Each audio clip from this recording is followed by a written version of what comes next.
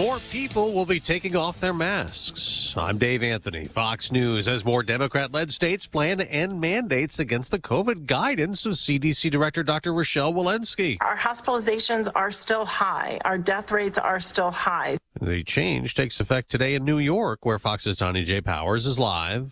Dave, the indoor mask mandate for businesses in New York State lifts today, but Governor Kathy Hochul says counties and cities can maintain their own mandates. She reiterated this applies to businesses, and the mandate remains for schools and other places. We are still going to continue for now the requirement at state-regulated healthcare facilities. I think that's very obvious of why we want to make sure our healthcare facilities are safe. Mask mandates will also stay put in New York City for restaurants, gyms, museums, and Broadway theaters. Federal rules still require masks on public transportation, including airports, buses, and subways. Dave. Tanya, there's an issue Republicans and Democrats agree on, gaining momentum in the Senate to ban lawmakers from trading individual stocks. This is all about restoring some trust and confidence in an institution that has one of the lowest approval ratings. Montana Republican Steve Daines is introducing a proposal with Massachusetts Democrat Elizabeth Warren. This is a first step in restoring a little confidence in our government. House Speaker Nancy Pelosi has not endorsed a specific plan, but says stock trade bans should also apply across government, including Supreme Court justices. Fox's Jared Halpern. The U.S. has won 2 more Olympic gold medals. Chloe Kim in snowboard halfpipe, Nathan Chen in men's figure skating, giving the Americans 3 now.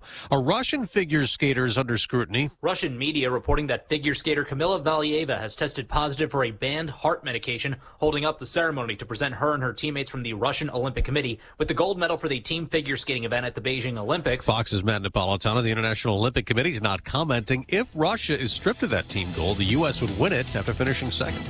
America's listening to Fox News. Run, walk, honor. The Tunnel to Towers 5K Run and Walk in New York City retraces FDNY firefighter Stephen Siller's final footsteps on 9/11. That single event has inspired more than 70 runs, walks, and climbs in different cities across the nation each year. Register for an event in your area or volunteer to start one. Do good and never forget by donating $11 a month at T2T.org. That's T2T.org. When you order your Walgreens prescriptions with same-day delivery, it's possible you'll experience some side effects. Side effects may include joy that you won't run out of your pills and disbelief at just how crazy fast the delivery came right to your door. Get your same-day prescription refill today on the Walgreens app. To use same-day RX delivery or 1 to 2 business day delivery, you must be opted into prescription status alerts. It will appear as an option if orders before that store's cutoff time for the day. Certain health plans do not cover or participate in same-day RX delivery. Check with your health plan for further details. Excludes California.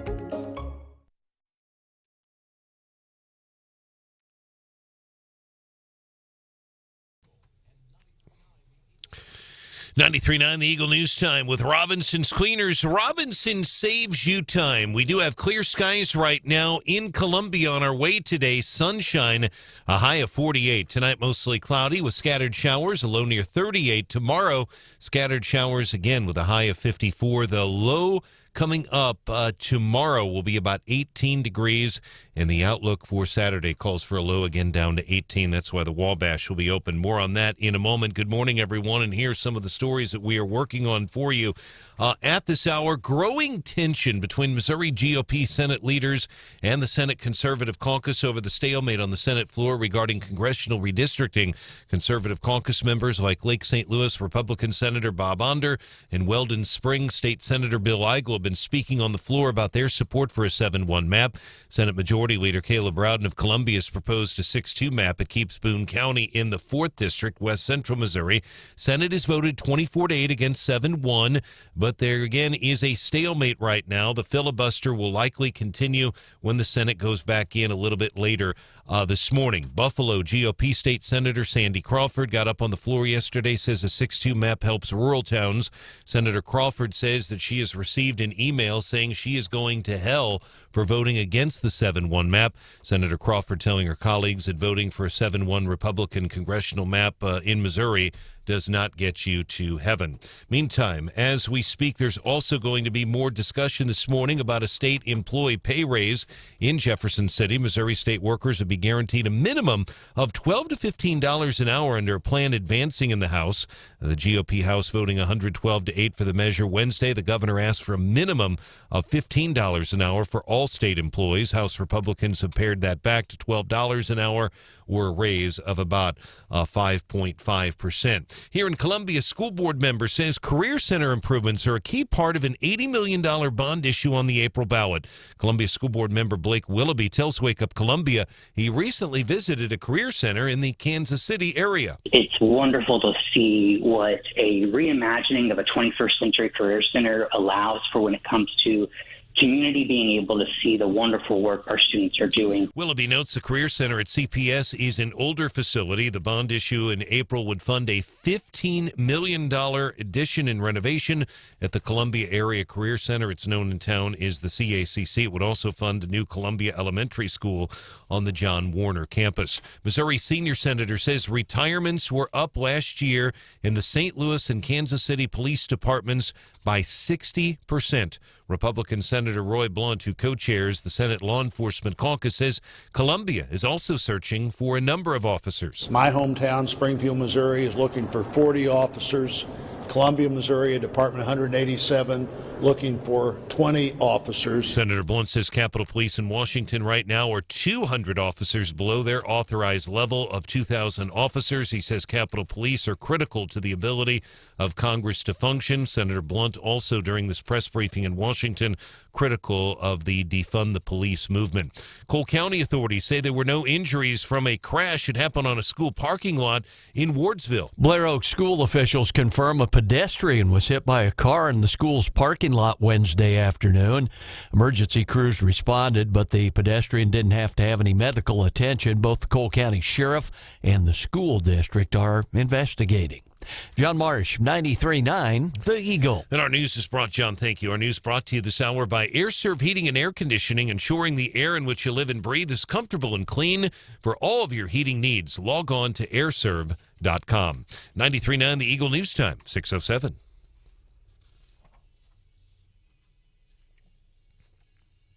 In sports, the Mizzou women's basketball team back in action tonight, taking on a perennial power, number 13 Tennessee. That game will be in Knoxville. Always hard to play in that arena. So much history there. Tip-off set for 5:30 tonight in Knoxville. Catch all the action. Zimmer Station, KTGR, FM 100.5. Brad Trinago will be on the call, and that start will be at 5 o'clock. That'll impact the big show with Andy and Branden. They'll be ending about an hour early due to the game. Our sports brought to you by Witt Print Shop, where your printed products are so much more than ink and paper. 93.9 The Eagle News Time, 6:07.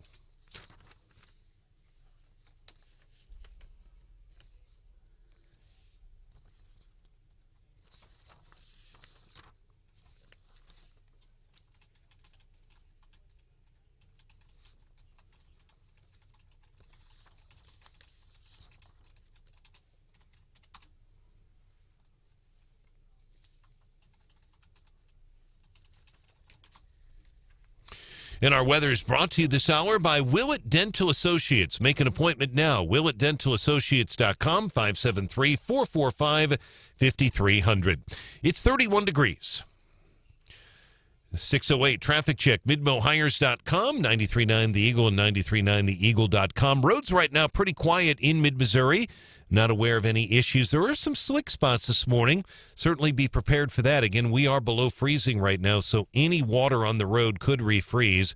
Be prepared for a possibility of black ice. We'll be well above the freezing mark a little bit later this morning once the sun rises and gets a chance to come up. Sunrise this morning, 7:09. More team coverage in less than 30 minutes. Breaking news immediately. I'm Brian Hauswirth, 93.9 The Eagle.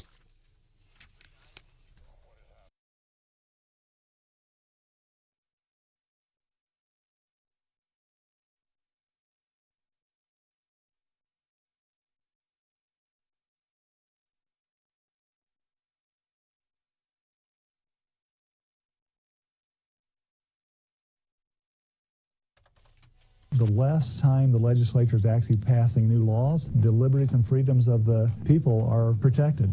I think many of us see that and realize that there's probably a good side of it. For someone who is really adamant about passing a law, or in this particular case, the redistricted map, they might be a little frustrated.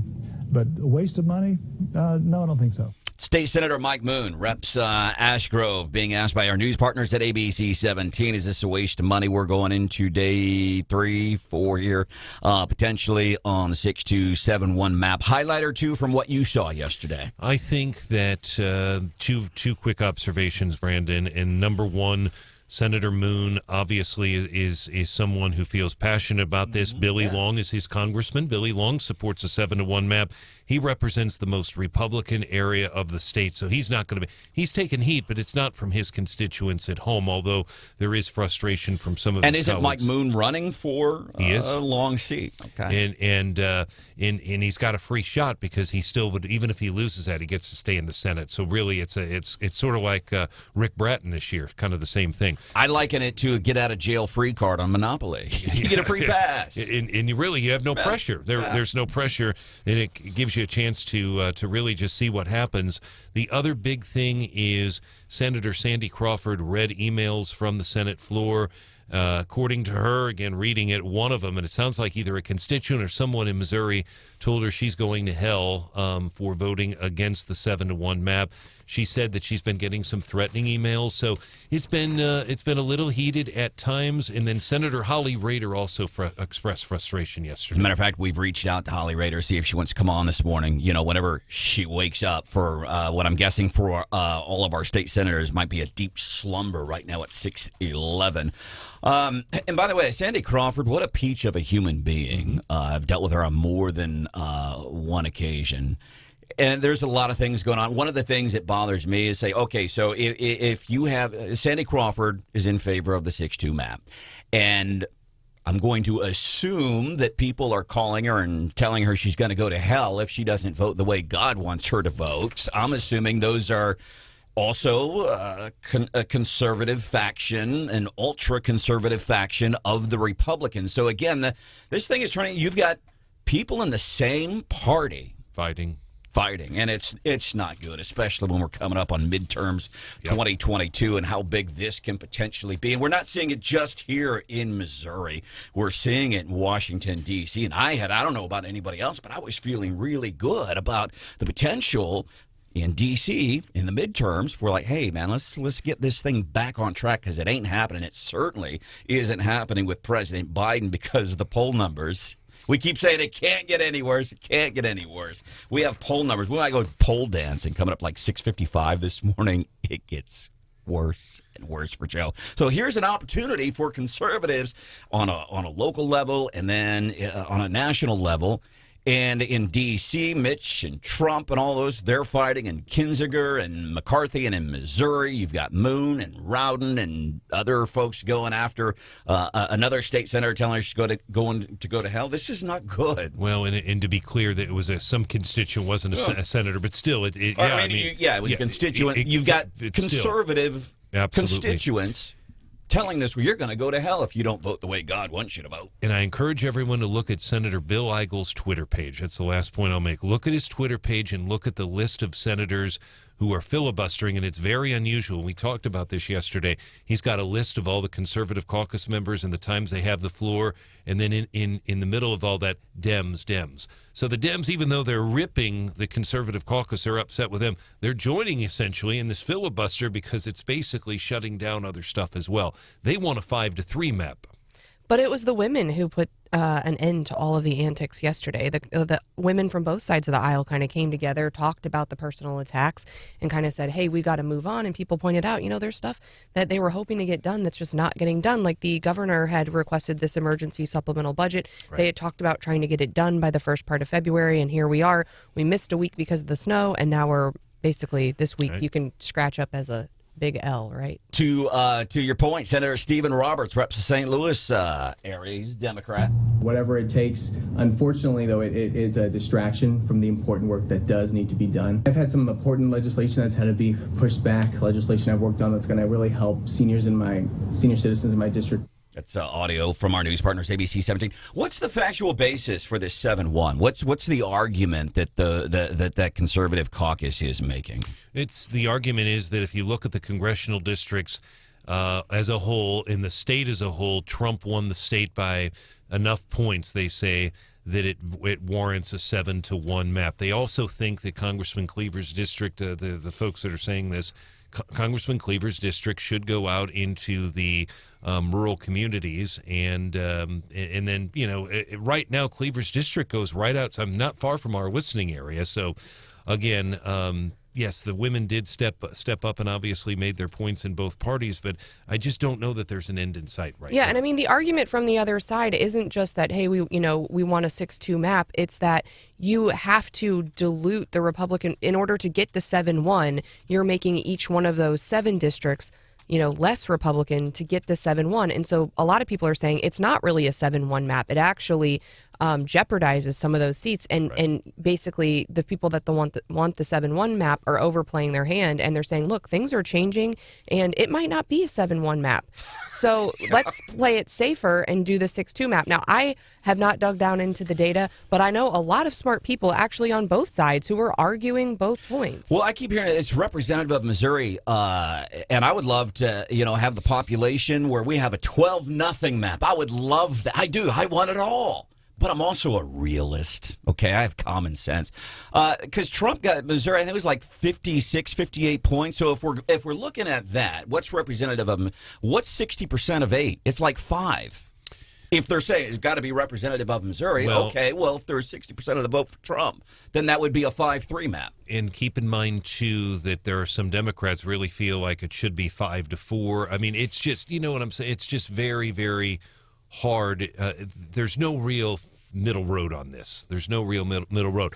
And to your point, Donald Trump, I just looked up the numbers to make sure, he had 1.7 million votes, according to Ashcroft's website, in November 2020. 57%. Biden, 1.2 million, 41%. So we're looking at essentially a 16-point win. So if you go by the percentages of the voters, 56.8 to 41.4. So if we're saying this is representative of Missouri, that would be a 5-3 map. If you're saying this is representative of Missouri based on the 2020 election, and Democrats have said that, and that's. If you find a different argument, if you want a 7-1, because that, in my book, and these are just facts, believe me, I want the 7-1 more than I want Trump to be president again, more than I want to surprise Stephanie with some stuff I found out about her that we'll reveal at 7:50. I found out some cool stuff about you, man. Really? Yeah. Oh, boy. Yikes. No, it's cool. I'm like, man, so I know... this is a remarkable human being I get to hang out with. You're all remarkable human beings, and you listening to Wake Up Columbia on 93.9 The Eagle, I think you're remarkable for listening to the show.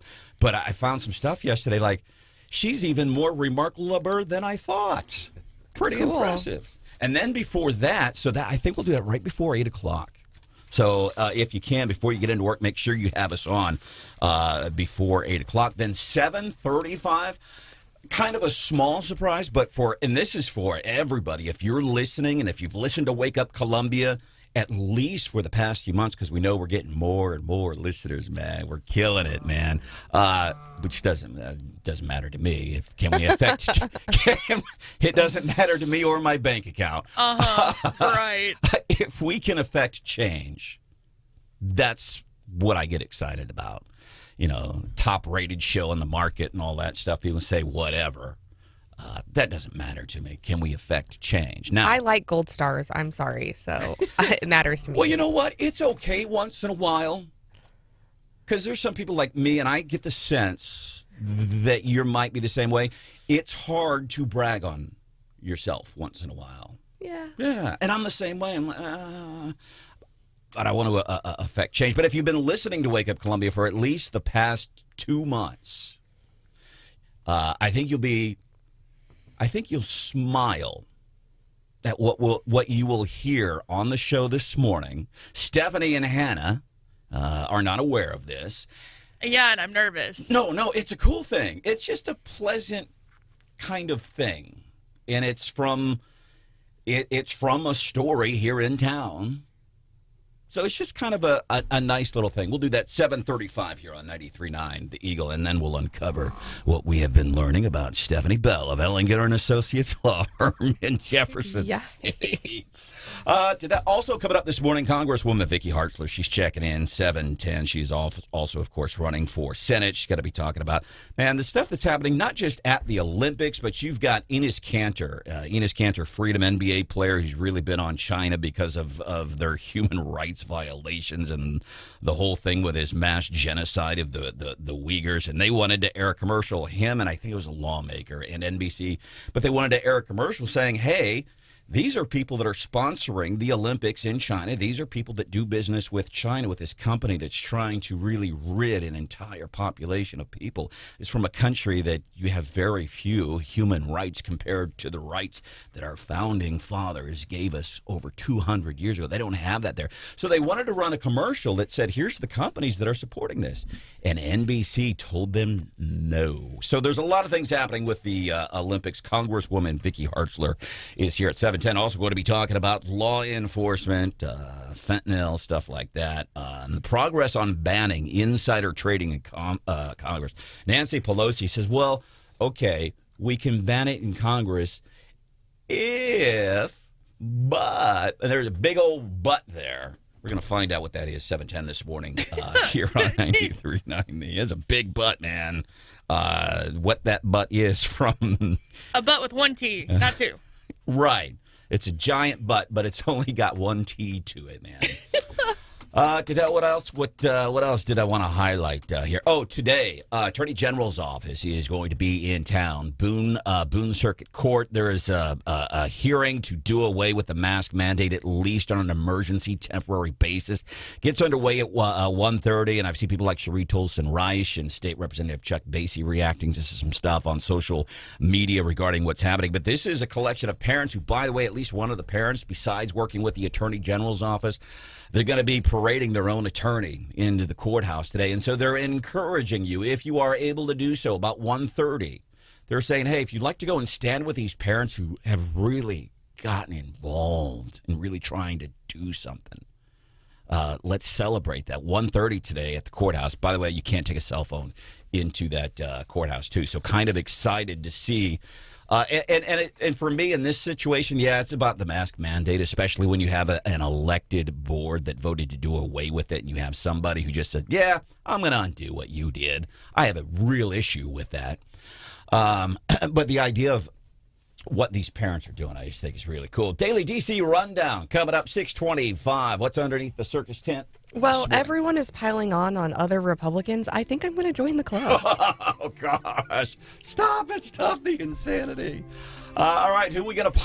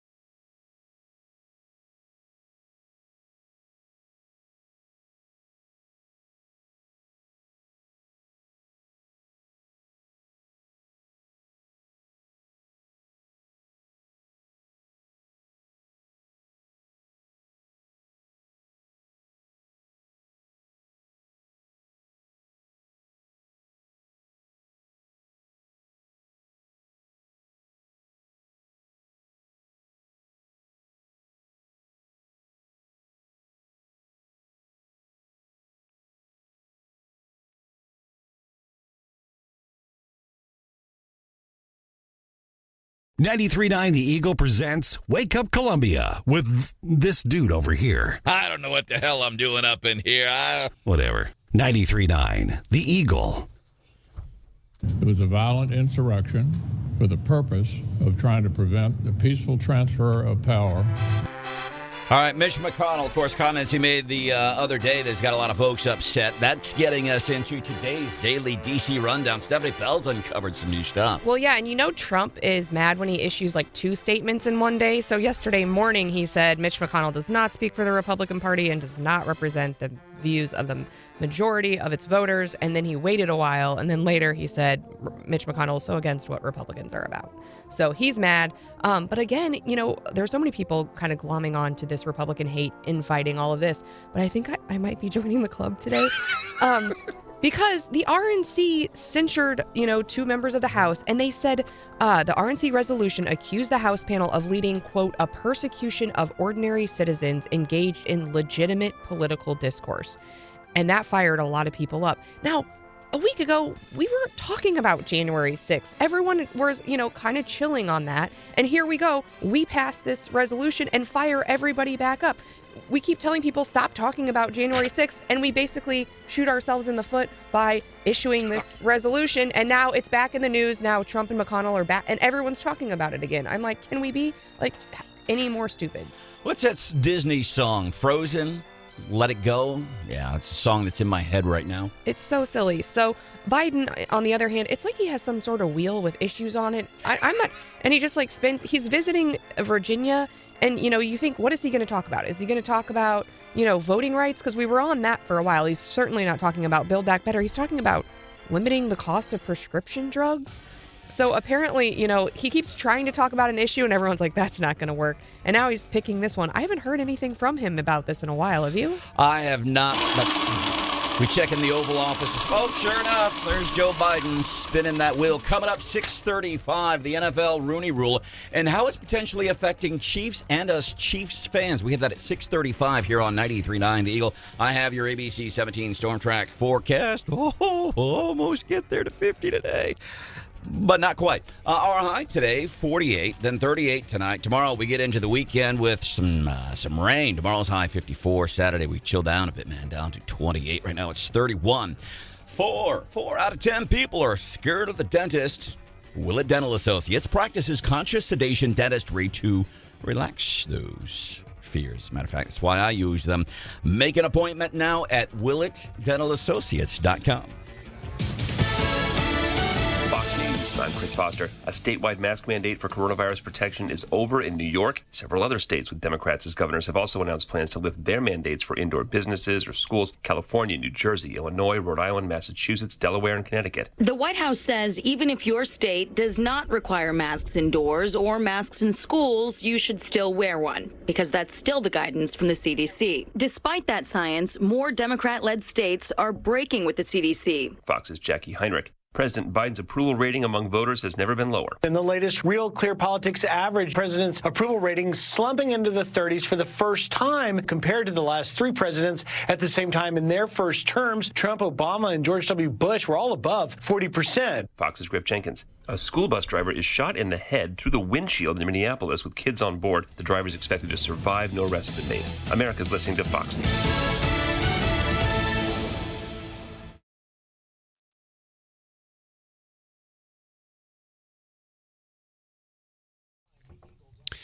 93.9 The Eagle News Time with Robinson's Cleaners. Robinson saves you time. It is 6:31. We are expecting sunshine today. Be prepared, though, for some slick spots on the road. We're still below freezing right now. Sunny, our high 48 today. Cloudy tonight with a low near 38. And then we'll start to get cooler temperatures. Our lows tomorrow night, Saturday, around 18 degrees. 31 in Columbia.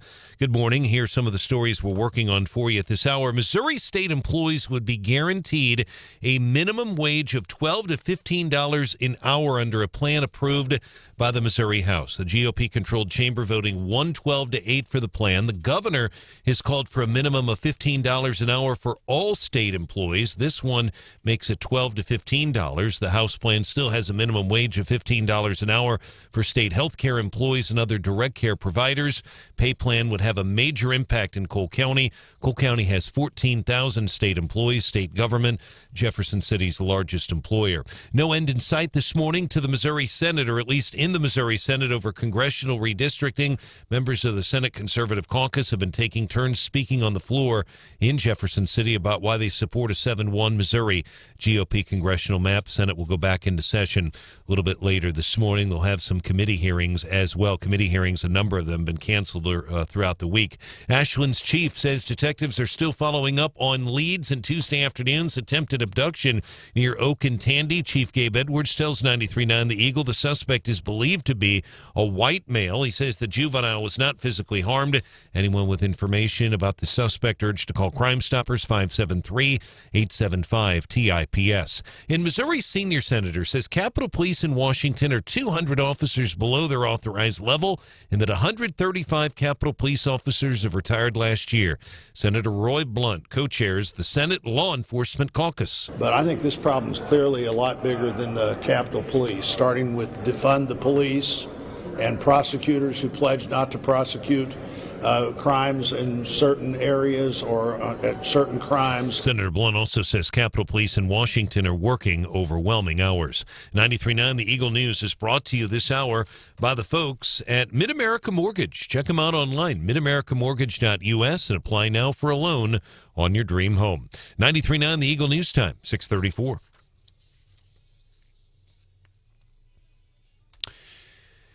In sports, Mizzou women back in action tonight. Boy, it doesn't get any easier. They play such a tough schedule. Number 13, Tennessee in Knoxville tonight. Tip-off set for 5:30.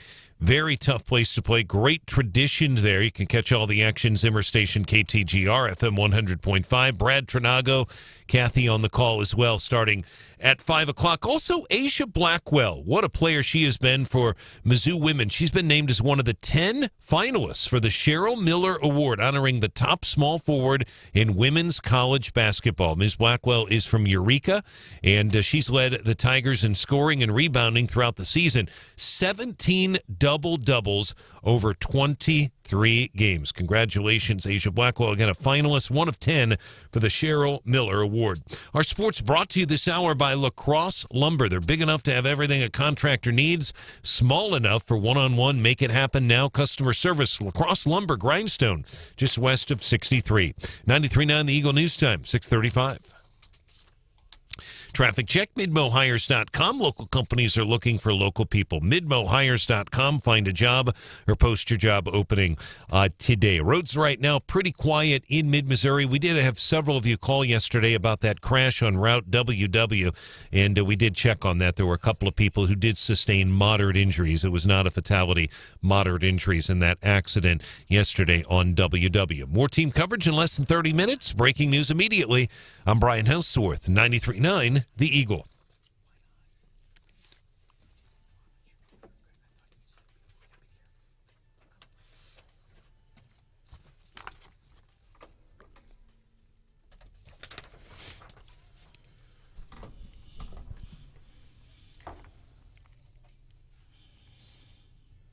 The more revenue we can bring in through these sort of voluntary entertainment activities, the less we need to worry and rely on things like an income tax. Sir, news partners, ABC 17 talking to State Representative Paul Cristofanelli, St. Peter's area, talking about legalizing sports betting in Missouri. I'm not a gambler. I like to go to the Isle of Capri Casino for our Christmas party every year. What the heck do you mean? You make $1 million in stake dollar bet. That's true. I do like to gamble. I like to gamble because I haven't lost $1 million bet. In the years that I have been here, I have never lost $1 million bet on this show. You've lost a steak dinner bet before. I've lost a couple of steak dinner bets. And the other, I don't think I've ever lost a dollar bet either, because, you know, I have levels. There's the dollar bet, steak dinner bet. I feel more confident about what I'm going to say. The governor of New York, Cuomo, I lost steak dinner on that. I thought he'd be out by a certain time, and he wasn't, so I'd take my good friend Stewart out to dinner. $1 million bets. I bet $1 million that Stephanie Browning last year wouldn't come out at a city council meeting and say, oh, you know what? We're in America. I forgot that you have some freedom. And if you would like to wear the mask, if you'd like to get vaccinated, that's fine. We forgot. I bet $1 million that wouldn't happen. How's the collection going on those $1 million bets? Well, see, that's not really the point, Hannah. Oh, okay. So what is the point then? And then all I do is win. Where's that music? You don't have that queued up. Come on. I know. I'm not. I am not going to stroke his ego. I'm obviously being facetious. I don't think about that. You're very open-minded too. And I'm open-minded. I gave ham and bean soup a chance. I've reconsidered my position on family homelessness. Matter of fact, coming up next Friday, an exclusive video-only event on our YouTube channel. Just go search 93.9 The Eagle. We are going to be featuring a currently homeless gentleman who lives under a bridge in Boonville. Wow. Still finds time to help other people in his life. His thoughts on what's happening. Well, we got to throw money and build shelters. Additionally, we're going to have a formerly homeless family here, and we're going to be featuring the people from Love Columbia who do remarkable work. What I love about Love Columbia, what they do is they take people and they try to, okay, you need some help, and we can help you temporarily, but here's a toolbox. Go build, help yourself so you don't have to come back to us. Much admiration and respect. So they're going to be here. That is coming up next Friday at noon. You'll be able to watch that on our Facebook page and on our YouTube channel, 93.9 The Eagle. Sports betting. Can't you still bet on sports here on apps and stuff if you're in Missouri, even though it's not legal? And I don't legally. Not legally, for sure. Not legally. Don't tell on yourself, please. Never mind. I mean, can you? I guess, but there might be consequences. There are. And I'm fine. If you get caught, there are. Yeah, I'm fine with sports betting if it can bring revenue into the state. I don't get, and I still think a lot of this, the moral, gambling's evil. I think it's still a lot of old white guy thought. The same thing like with marijuana. Devil, weed's the devil. It's evil. It's that old white guy thought, because a lot of the old white guys, when they went to school, they were watching those films that were still on the reels and made that noise, and you'd watch those movies. Yeah, you probably have never got to experience that lovely thing. Man, whenever the teacher would roll in because you'd have class, and whenever the teacher would roll in the movie projector, you got excited because you knew you weren't going to do work. You're going to watch a movie. And that was a sense of excitement.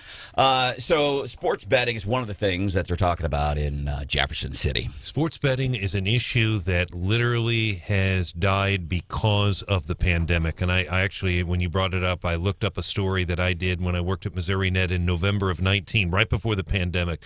Branden, Stephanie, and Hannah, and it was going to be, going into the 2020 session, it was going to be front and center. Robert Ross, Cody Smith were going to sponsor it.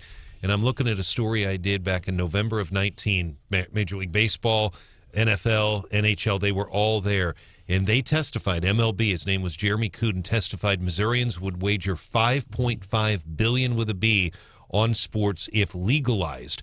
But the MLB had one big thing, and I had never heard of this. They opposed allowing betting on spring training games. That got a lot of, I didn't realize people bet on, and people would bet on whether Adam Wainwright would throw a curveball or a fastball. That's just incredible to me. But the bottom line is they thought $5.5 billion with a B as far as what people would wager. Well, and I think, so there's also an initiative petition that's been filed to legalize sports betting, so that's kind of hanging out there. So the legislature, when an initiative petition gets filed, they always kind of have to decide, do we want whatever they propose to go straight to the people, or do we want to try to write something that, we like? And I haven't heard either way, what the legislators' feelings are on the initiative, but they're also getting pressure from other states. I mean, sports betting has been legalized, I think, in now more than 24 states, and it's legal online. I'm looking at a map now in Iowa and in Illinois, and so, again, when you're Missouri and you're surrounded by all these places that legalize something, we've seen this with marijuana, people are going to drive across the state lines, and then you're missing out on that tax revenue. And so I think, it is unfortunate, the timing of the pandemic, for a whole host of reasons. But yeah, sports betting, I think, got set back by that. But I think it's going to come back because we're going to get increased pressure from other states. So what's in it for me if we do pass sports betting? What's in it for me? Well, there's more revenue for the state of Missouri. Yeah. Maybe you can cash in on one of those $1 million bets. Hey, Mr. Cristofanelli, somebody owes me $1 million. Several people owe me $1 million on several bets. Who's the offensive coordinator for the Chiefs? Eric Bieniemy? Bieniemy. He used to play for Bieniemy. Colorado. Actually played a game here at Faurot Field in Columbia in 1990. But, yeah. He keeps getting passed over for work in the NFL, and it's racism, of course, is what everybody is saying. And I would hate to lose Bieniemy because look at our offense under his control. Yeah. But he deserves, because we love that he's a good guy. He is. We want him to do well, and that's what defensive and offensive coordinators do. They move forward. Obviously, a lot of talk about the NFL Rooney Rule. Rooney Rule named after Art Rooney, former owner of the Pittsburgh Steelers. And this was a rule instituted by the NFL years ago that said, hey, listen, whenever there's a head coaching vacancy, you have to interview X number of minority candidates. Kind of the, affirmative action. You got to talk to them. So now you have some coaches come out and say, well, I'm getting talked to, but I'm not getting hired. Why are you not getting hired? Well, I think it's because I'm black. As a matter of fact, Brian Flores, former head coach of the Dolphins, is litigation against the Dolphins. I don't know if it's against the NFL and the Dolphins, or at least the Dolphins, but claiming racial bias. He did allege that, yes. So Emmanuel Acho on Fox Sports is blasting Brian Flores. Now, I got to give you some context here. This dude on Fox Sports, his name is Emmanuel Acho. He's a black guy and very talented, sports dude. They talk sports and all that stuff, and they can make it fun. But check out his take on Brian Flores. So Brian Flores has hired a couple of law firms to represent him in what has the potential to be a really, really big case. But wait till you find out what the problem that Emmanuel Acho has. The law firm that's representing Brian Flores. And I noticed a complete, utter lack of diversity in that law firm. All of the partners in the law firm are white. And if you go to the law firm's webpage, every person of the 19 people on that webpage, you will not find one black person. You will find one Asian individual. So wait a second, Brian Flores. You are suing the NFL because of a lack of diversity, and your representation in suing the NFL lacks diversity. Somebody got to make it make sense. All right, and that's why I'm here, Emmanuel Acho. I'm going to make it make sense for you. So is what you're telling me, you're blasting this guy because he didn't hire a law firm that has, well, we got an Asian, and we got a black, and we got a Mexican, and we got a Jew, and we got a white guy, and we got a female, and we have that. You're blasting this guy because he doesn't have certain colors and races on his team. You mean to tell me, Emmanuel Acho, he went out and found the best person for the job? Wait a minute, you can't do that. He went and found who he thought was the best person. As we see, whenever these coaches, they're not getting hired, well, it's because of racism. Well, they found somebody that fits their needs more, that they think is better than you. It's not because you're black. It's not why you didn't get hired. Listen, there's white guys that don't get hired. I was beat out by this job years ago by another white guy. Another white guy beat me up for this job. But you know what they did? They thought they picked the best person at the time for the job. Imagine that. So this guy, you hear this guy, he's like, why didn't he hire anybody with diversity? Because he went and he found who does the best job to represent him in this lawsuit. I don't know that you needed me to explain it to you because you kind of explained it to yourself there. And unfortunately, law firms are not known for their diversity. There are lots of initiatives where in the legal industry they are working on it and, promoting diversity. But, it's not at this time, there's a lack, I would say, of diversity within the industry. But again, lawyers aren't the only industry that suffer from that. So, well, and I don't know if suffer is the right word. I think industries, they hire the best person for the job. But I think there are some industries that could be diversified. Like the NBA? Well, I think people self-select into some industries, and I think it's always important to encourage people to have. I mean, and like being a woman, right? Like I practice in areas where many times election law, utilities, those kinds of things. I'm the only woman in the room, or maybe a few. Right. So, I see the lack of diversity and the lack of younger people going into law. And I think, I would love for there to be more women and more diversity in the courtroom and in these rooms that I'm in. But I've said, which is why I was excited to see what happened on the Missouri Senate floor yesterday. I've always said this. My old friend, not my old friend, but Laura Nauser, former member here, Wake Up Columbia. I've long believed we do need more chicks in legislative. Well, look, they saved the day yesterday for everybody. So, yeah. I would love to have a lot more women in law alongside me to help me with things like that. Yesterday was the Missouri Senate, and a lot of people were giving kudos and said we knew if it was going to be somebody to, save the day, it was going to be the women. Coming up here on 93.9 The Eagle, I think we're going to go pole dancing. Man. I think how many times have I told the story when I was in college, Southeast Missouri State University, back when we were called the Indians, and things just kept getting bad. Yeah, we were Southeast Missouri State Indians, but that's insensitive. You can't say the word Indians You're anymore. Talking about pole dancing and then talking about being in college, and I'm afraid about where this is going to go.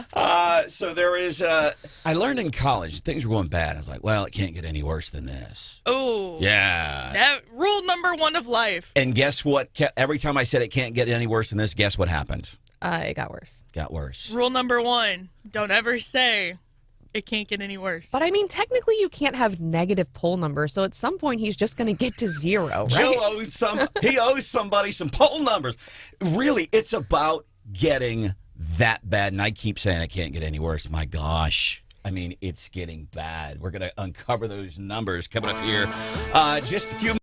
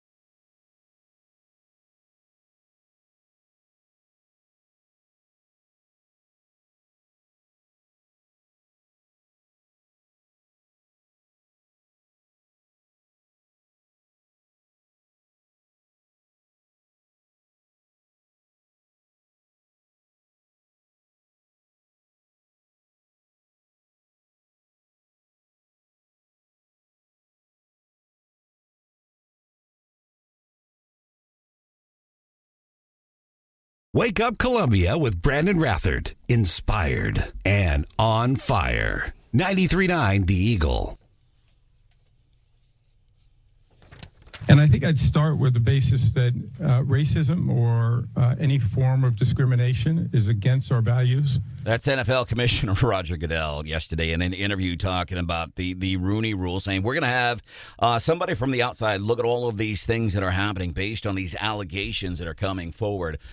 But I find statements like this, I guess, kind of humorous. And I think I'd start with the basis that racism or any form of discrimination is against our values. We all know that. I just feel like, and maybe I'm wrong, I could be off base, but it just seems like, okay, yeah, it goes without saying, and I almost think... If you have to say I'm not a racist, you probably... If you have to say you're open-minded, you're probably not. I just think you can detract from serious issues, too. You say, well, let me start by saying, racism is not acceptable. Yeah, no kidding. Duh. Welcome into the show. Stephanie Bell, Hannah, the producer. Brian Hauswirth is here. You can watch. Go to our YouTube channel. Just search 93.9 The Eagle, and you'll be able to watch the show from there. I'll tell you, a lot of folks here in mid-Missouri getting really excited. Our 16th annual Miracles for Kids Radiothon with Missouri Credit Union is coming up February 24th and 25th. A lot of folks helping us out this year, including Brian Ware Plumbing, Graff & Sons, Crown Power and Equipment. Info coming in the next few days and ways that you can help out with this. Really, it's become a huge tradition here in mid-Missouri. All right, let's go pole dancing. Just when you think you can't get any worse. And these, they're poll numbers. It's not speaking to the lack of any mental awareness on the guy currently taking a nap, eating some pudding in the Oval Office. It's nothing personal. These are just poll numbers. Biden's numbers have dropped below 40% for the first time, showing 39% approval with 54.4% disapproval. And this is a conglomeration of polls. Real Clear Politics, they really do a good job. They take a bunch of different, for what polls are worth, but they take a bunch of different polls and kind of do this thing. And it's kind of, it's the one a lot of people look at. And actually, so they break it down by issue. And with respect to approval on the economy, he's at 38.3%. That's the high mark. 37.2% on foreign policy.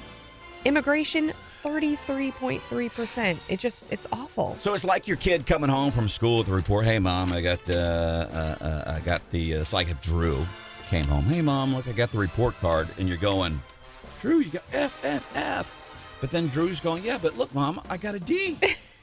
Which isn't an F. There's good news. Well, and now, it's kind of understandable how all of these Democrat governors are reversing policy on the mask. I mean, they're seeing this too, and they're thinking this is not good for the midterms, for my reelection. We got to get some good news. And now we see them backing off a lot of this, COVID policy stuff. Yeah.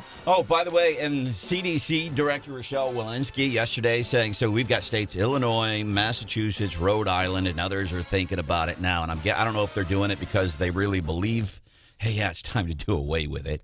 Or, oh, hey, look, midterms are coming up a few months from now. We better get on this. But even CDC Director Rochelle Walensky is saying she disagrees with these Democrat states that are backing off this stuff. So this is crazy. So here's the poll I also wanted to share with you here in poll dancing. So when you can't find, when you hate America so much, as we know, really a lot of I believe our national news outlets, the way they talk about America, really hate Americans. So when you can't find a poll that says negative things about Americans or conservatives, what do? You go to another country and ask them questions about our political policies here in America. Give me a break. Right, it's how desperate they are.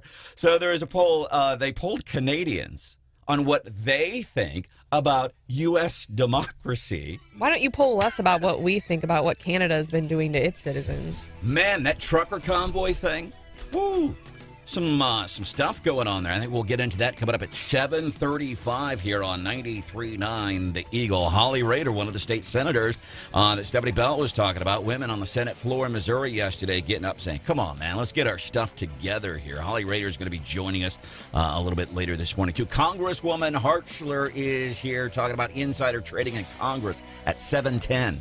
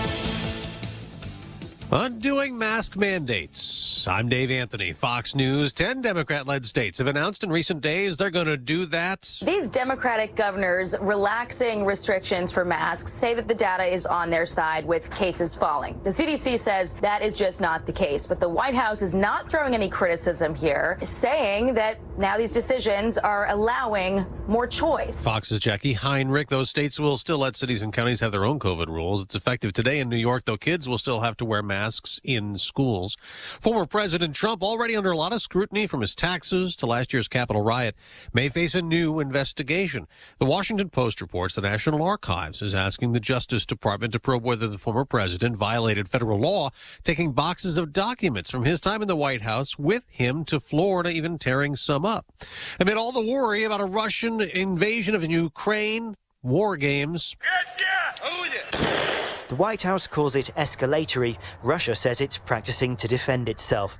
The Russian military has begun a round of large-scale exercises in Belarus to the north of Ukraine, with tanks firing their guns across the freezing landscapes, missile systems rumbling along roads, and fighter jets in the skies. Ukraine's capital, Kyiv, is around 50 miles from the Belarusian border. In London, Simon Owen, Fox News. There's a new Russian Olympic doping drama. A Russian newspaper reports star figure skater Kamila Valieva previously tested positive for a banned substance. No comment from the International Olympic Committee, which has postponed the medal ceremony for her and her Russian team that won a gold medal Monday. The U.S. has won 2 more gold medals, Chloe Kim in snowboard halfpipe, Nathan Chen in men's figure skating. And weeks after comedian Bob Saget died in a hotel room in Florida, his family says he died of head trauma. America's listening to Fox News. After 9/11, Saul Martinez couldn't wait to enlist. In Iraq, his vehicle was hit by a projectile improvised explosive device. Saul survived, but he lost both legs, suffered a traumatic brain injury, and lost 2 close friends. Saul now lives in a smart home from the Tunnel to Towers Foundation, which gave him back his independence despite his severe physical challenges. Help heroes like Saul. Donate $11 a month to Tunnel to Towers at T2T.org. When you fill your prescriptions at Walgreens, you can track the progress of your order in real time. Know the price of your prescriptions before you go to pick them up. And anytime you have questions, use Pharmacy Chat to ask an expert 24 hours a day. Help with your meds from Walgreens. Side effects may include breathing a little easier because your prescription stress melted away. Learn more on the Walgreens app. This price isn't final. This is an estimated price based on your insurance coverage.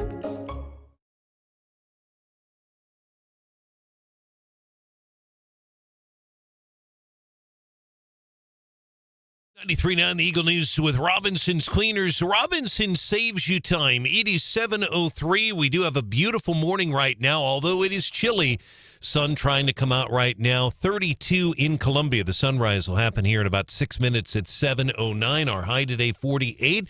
Rain coming into the forecast tonight. Low near 38 tonight, and tomorrow rain again continuing, 54 for a high. Good morning, everyone. Here's some of the stories that we are working on for you at this hour. The Missouri Senate is still at an impasse over the controversial issue of congressional redistricting. Members of the Senate Conservative Caucus have been taking turns speaking on the floor in Jefferson City on why they support a 7-1 Missouri GOP congressional map. Weldon Spring GOP State Senator Bill Eigel has read from the book The Conservative Heart.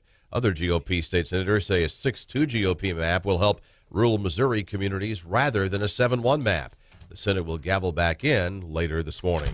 Don Luzader, 93.9 The Eagle. All right, Don, thanks. Coming up after this newscast, we'll have a live interview with Missouri's 4th District Congresswoman Vicky Hartzler. She represents Columbia, Boone County, in that west central Missouri district. We'll get her take on everything going on as well. She's also running for the U.S. Senate on the Republican ticket. Meantime, homeless residents in Columbia will have another option to stay warm tomorrow and Saturday night. City officials will open the Wabash Station as an overnight warming center both evenings, 7 p.m. until 6 a.m. for those unable to access local emergency services. City notes the threshold for opening the emergency warming center at Wabash has been raised from 15 to 25 degrees. A Columbia School Board member says career center improvements are a key part of an $80 million bond issue on the April ballot. Columbia School Board member Blake Willoughby tells Wake Up Columbia he recently visited a career center in the Kansas City area. It's wonderful to see what a reimagining of a 21st century career center allows for when it comes to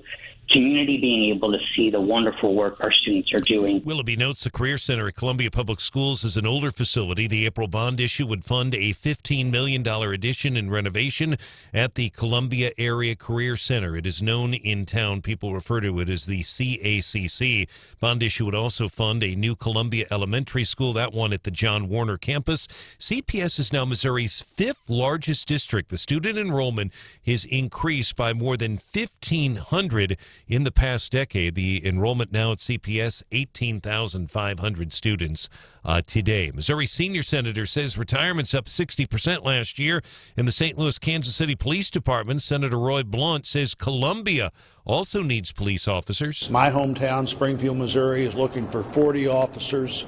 Columbia, Missouri, Department 187, looking for 20 officers. Senator Blunt speaking there in Washington. And the suspect in Tuesday afternoon's attempted abduction in Ashland is believed to be a white male. It's according to Ashland's police chief, Gabe Edwards. Ashland detectives say the incident happened near Oak and Tandy. They're still following up on leads this morning. Police did use a drone. They did an air search Tuesday. Chief Edwards tells me he's encouraging anyone with information to call Crime Stoppers 573-875-TIPS. 93.9 The Eagle News brought to you live this morning by the Candy Factory. The Candy Factory is in downtown Columbia. They have chocolate-covered strawberries. Online, you can find them, thecandyfactoryonline.com. 93.9 The Eagle News Time, 7:06.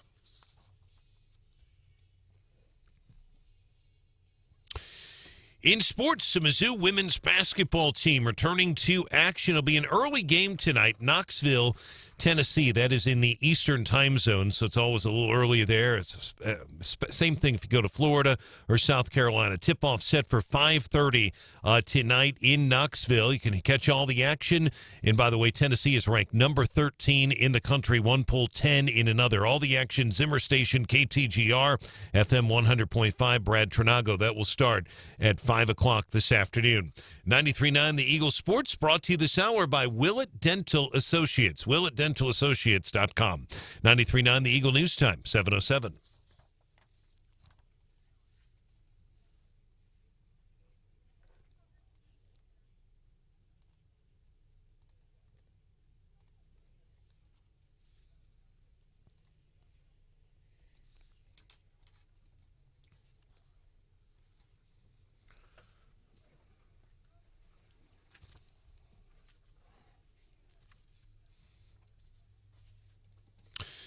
Kevin, thank you. Weather brought to you this hour by Willett Dental Associates. Check them out online, WillettDentalAssociates.com. Here in Columbia, 32 degrees.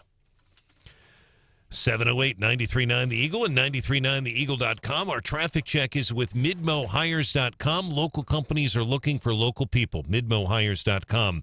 Find a job, post your job opening today. Roads right now pretty quiet in mid-Missouri. That incident yesterday on I-70 involving a tractor trailer in Kingdom City, that was a pedestrian fatality. Our news partner, ABC 17, has reported. We don't have a crash report yet from the Highway Patrol. That means next of kin have not been notified as of yet. As soon as we get that, we will update you on air right here on the Eagle. More team coverage in less than 30 minutes. Breaking news immediately. I'm Brian Hauswirth, 93.9 The Eagle.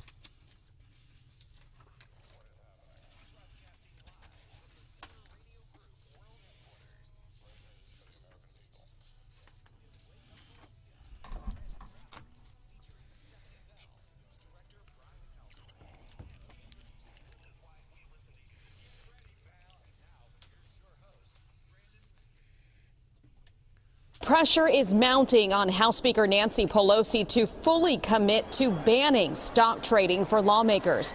Democrat Representative Abigail Spanberger and Republican Representative Chip Roy introduced bipartisan legislation that would mandate lawmakers and their immediate family members put stocks in blind trusts while they're in Congress. So here's what's happening. Nancy Pelosi, Speaker of the House, saying, okay, listen, we'll ban insider trading in effect in Congress, but, and it's a big but, what's everybody else do? One of the folks been working on this, Congresswoman Vicky Hartzler, 4th Congressional District out of Missouri, also running for Senate this year. And I know you've been working with some other folks. You've been working currently with our junior Senator, Josh Hawley, on some of this stuff. What kind of progress have you made since we last talked, Congresswoman?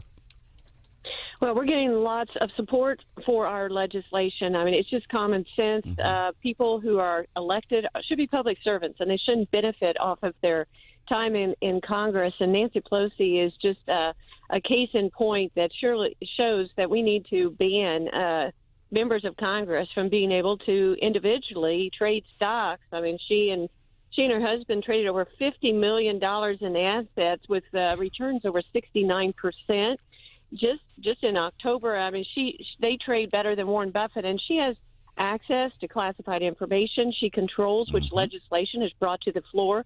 I mean, it just makes sense. So Senator Hawley and I are partnering in this effort to stop it and to make sure members of Congress put their assets, either liquidate them or put them in a blind trust or just only have the general mutual funds that every American does, not this individual trading that's going on. This does happen in Congress.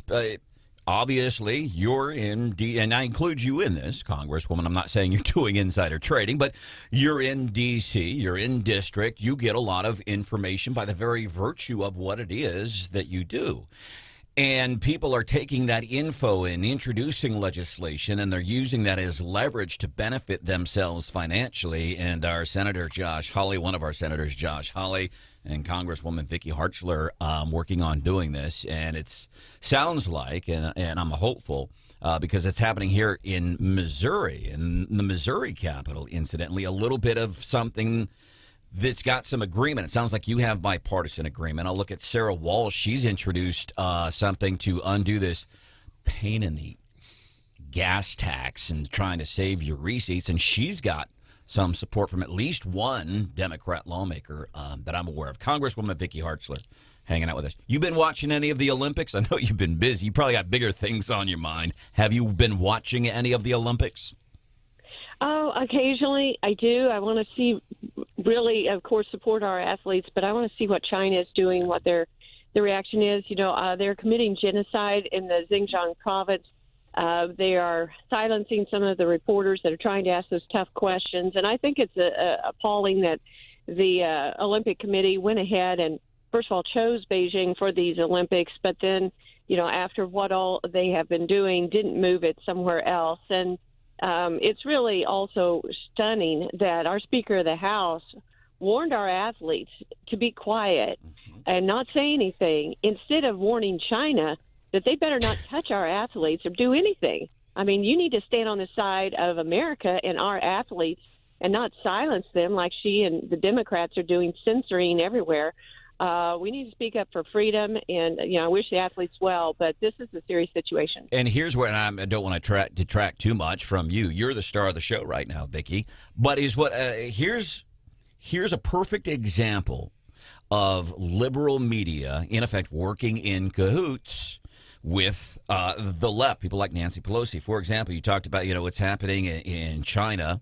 NBC silence Leslie Jones. She was on Saturday Night Live for a while. She was tweeting about the Olympics. NBC said, yeah, quit doing that. Then NBC came out and said, oh, it was a third-party vendor thing. That wasn't coming from us. NBC also denied some advertising from a lawmaker and NBA star Enes Kanter Freedom, who's been very big on these human rights violations that happen in China. Besides the Uyghurs, besides that, a lot of crap that happens over there. And NBC would not take their advertising, and their ad was going to be calling out these companies that are sponsoring this crap. Congresswoman Vicky Hartzler hanging out with us on 93.9 The Eagle. Brandon, thanks so much. Congresswoman, we always appreciate you joining us. There has been a long week. It's been a long week in the Missouri Senate as they take up the issue of congressional redistricting. No agreement right now. The filibuster will likely continue, and we'll see if eventually an agreement can be made to get the map completed. But there's really there's a division in the Missouri Senate. Some want 7-1, some want a 6-2 map. The Democrats want 5-3. And we've even heard some say it should be more than that on the Democratic side, but primarily a lot of them say 5-3 is what they'd like to see. Have you taken a position, Congresswoman, about a 7-1 versus a 6-2 map? And what is your sense about whether Columbia, Boone County, and Harrisonville, Cass County, do you think that they'll remain in the 4th, whatever happens? Boy, I don't know. I've been focused mainly on other things affecting our world and our nation right now, but I just have sent a message that we need to get as conservative as a map, and as many as conservatives as possible there that doesn't jeopardize it. If 7-1 is possible, then we should go for it. But I haven't looked at all the census data and that sort of thing. That's the job of the Missouri legislators. But it is a little frustrating that they didn't get started on this sooner and get some sort of agreement even before the beginning of the year. But I'm just saying, hey, let's get as much send as many conservative Republicans as possible to Congress. Let's fire Nancy Pelosi. Let's take over the House. And, of course, I'm focused now on taking over the Senate. And there's a real opportunity that we have. Missouri is going to be pivotal in this race. And I am working tirelessly to do everything I can to win so that we can retake the Senate and we can stop the madness that is going on. And we're getting a very good reception. I'm excited about the support that we are receiving, and that's what we're focused on right now.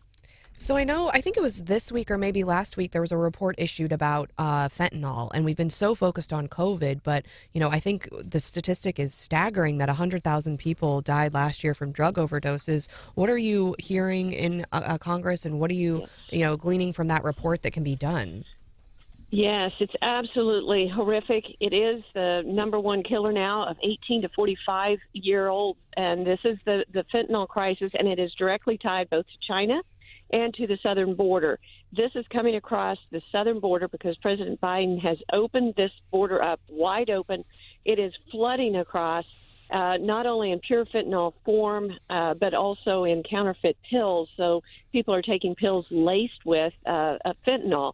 And the Biden administration just seems to be oblivious to this. But fentanyl derivatives, they come from China. They're going over into Mexico. The drug cartels are further synthesizing it into a fentanyl form. It's a chemical man-made drug, and it's so potent it doesn't take very much. So it can easily be transported in backpacks and others by these drug cartels across the border. And so what can be done? We need to secure the border. We need to rebuild that wall. We need to have a Remain in Mexico policy again. And we need to put more pressure on China, like President Trump was trying to do when he was in office, to hold them accountable, to be proactive to try to stop this. And, and there's a side of me, of course, I've been sanctioned by China. I'm very focused on that country and the threats coming from it. But there's a side of me that says that part of this may be purposeful, that China says, hey, this is one of our strategies to take over America. Not only build our military, not only have the Belt and Road Initiative to take over economically third world countries, key strategic ports around the world, but let's help facilitate sending drugs over that will kill Americans. So it's a serious situation, and we need to treat it as such and take action. And then Joe Biden will give free crack pipes so you can smoke those drugs that are coming over the border illegally. Oh, my God. And I'll tell you what's funnier than, I know you got to get going here. What's even funnier than that, I've been watching a lot of these news outlets trying to fact check. Well, they're not sending out crack pipes. It's exactly what they're doing. Even in their fact check, they're saying, yeah, they're doing it. Yeah, it's taxpayer dollars. Insane. Are we going to see you at the Lincoln Day event in St. Charles this weekend? Yes, absolutely. I'm looking forward to that. Good. That's going to be a great event. All right. Congresswoman Vicky Hartzler, anything else you'd like to add before we let you go? No, I just look forward to seeing everyone and continuing to work together to save our country. All right. Well, Stephanie Bell and I will see you this weekend in St. Charles. Great. Thanks so much. Take care. Thank you. Coral Rove's going to be there too. Yeah, pretty. That's a pretty big lineup. I'm just going for one night. Is that what I'm doing, Steph? I don't know what you're doing. I'll be there. I'm going tomorrow night. Yeah, right? Friday night. Yeah, I'll be there all weekend. It's going to be good. We have our Republican National Lawyers Association meeting on Saturday morning, so I'm excited about that. A lot of folks excited about what's happening in Canada. I'm not going anywhere. Whatever, I made some phone calls and I rearranged my life, and it's going to be what it's going to be. But me and most of these other men here, and some women too, we're resolved, man. We're not going anywhere. I love that. And I love the Canadian northern Midwest type of accent.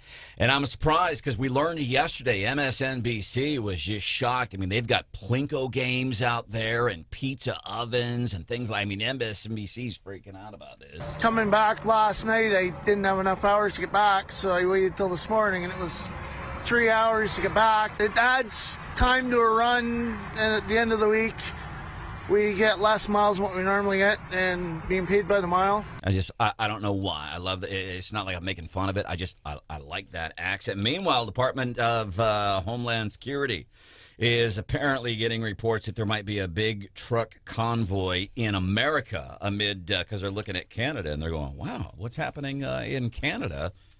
Maybe talk of that happening here. Coming up, I want you to be a part of this. So 7:35. So two things are happening that I'm really excited about, and it's all happening before 8 o'clock. So if you get in the car, make sure you're listening there. If you're watching on YouTube, make sure you keep it. It's not that big of a deal. I don't want to oversell it. I don't want to exaggerate, but something kind of cool happened after the show yesterday, and it's somebody that you don't know, but you've probably heard about this situation and about this individual on the show over the past couple of months, since about December. So it has to do with that. And I thought that you would really get a kick out of this. As a matter of fact, I have a voicemail with permission to play on air. The voicemail that I got on this yesterday. And then, Hannah, you should see what I uncovered about Stephanie Bell. I'm like nervous for Stephanie. Steph, you nervous? Yeah. I'm trying to think about where or who you saw, like where you were and who you saw yesterday that somehow you dug up some dirt on me. The dirty half dozen. What do they got on Stephanie Bell? By the way, had a great time. The dirty half dozen, these Vietnam veterans do a lot of volunteer work for the Central Missouri Honor Flight. They're kind enough to invite me to their lunches at Hooters, and I posted a picture yesterday. I left that out of the Facebook post. I'm grateful they invite me to lunch. By the way, I remember there was a viral story a couple of months ago because their uniforms got even skimpier. Yeah, the shorts got a lot shorter. And I was like, yeah, whatever. That was a true story. I fact-checked it yesterday. I ran it through the O'Reilly factor. They got even shorter. That was very noble of you to do scientific research. That's what I tell people, whether it's parents of students in the Columbia Public School District. I'm here to serve. But yeah, really short. I had a chance to hang out with some Vietnam veterans yesterday. I'm honored that these guys invite me to have lunch with them. If you ever get the opportunity to sit and hear the stories of these veterans, it's just amazing. So yeah, I uncovered some stuff about Stephanie yesterday. We'll have that covered. Branden, you haven't made any trips to Russia recently, have you? Uh-huh. We'll do that.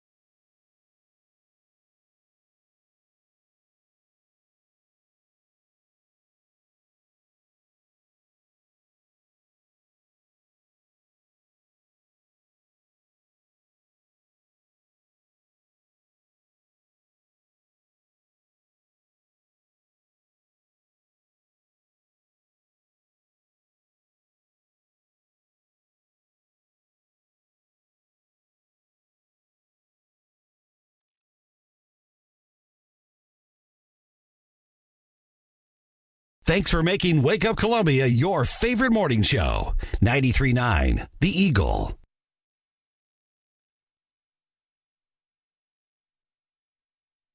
Started as a student, then graduated and became the morning anchor right away. And for the longest time, I was the same age as the students. I decided to stay for a lot of family reasons. I became a mom pretty quickly. So I started as the morning anchor in December of '04, and Cooper was born in January of '06. The schedule, while tough, made being a mom a lot easier. Tired, but never missed a field trip. Never missed a class party. That was part of the goodbye montage yesterday for what I would say, man, 20 years anchoring the news on KOMU in the mornings. I'd say that makes you a market legend. Megan Judy, leaving the anchor desk after 20 years at KOMU. Welcome into the show. It's Wake Up Columbia. 7:25-ish, which means it's 7:28. time for What's Hot with Hannah. So before the break, I asked you if you've been to Russia recently. Yeah. Because today's story sounds like something you would absolutely do. Are you in on this, Steph? I am not. I just asked him if he's allowed in Russia since he can't go to Canada. I'm not allowed in Canada because somebody stole some fishing poles when they was 17. And that somebody doesn't even like to fish. Don't even fish. Anyway, there's like $1 million painting that a security guard defaced.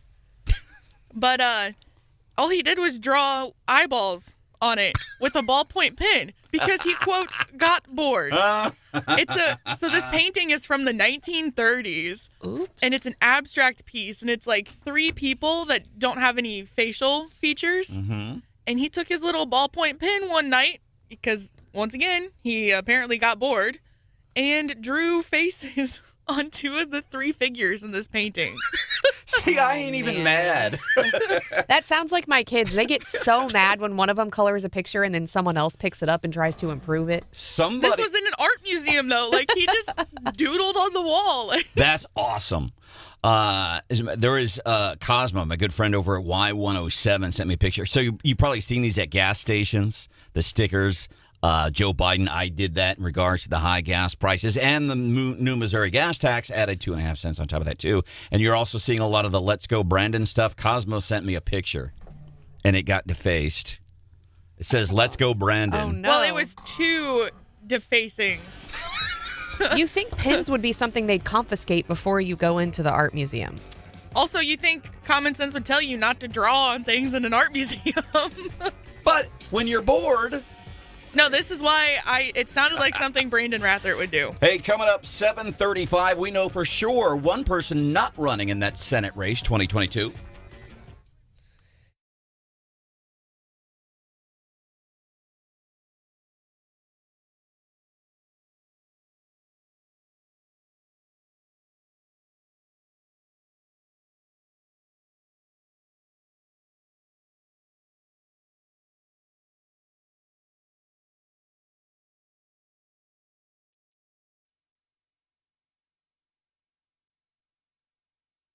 Four out of 10 people are scared of the dentist. Willett Dental Associates practices conscious sedation dentistry to relax those fears.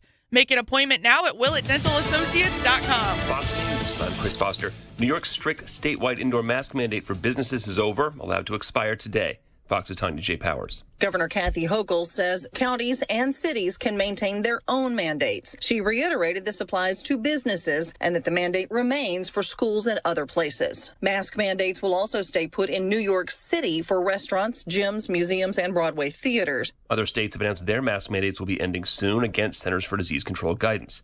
The actor and comedian Bob Saget, found dead in a Florida hotel room last month, has his cause of death announced. His family issued a statement saying the authorities have determined that Bob passed from head trauma. They've concluded that he accidentally hit the back of his head on something, thought nothing of it, and went to sleep. His family also said they're asking everyone to remember the love and laughter Bob brought to this world. Fox's Jill Nato. America's listening to Fox News.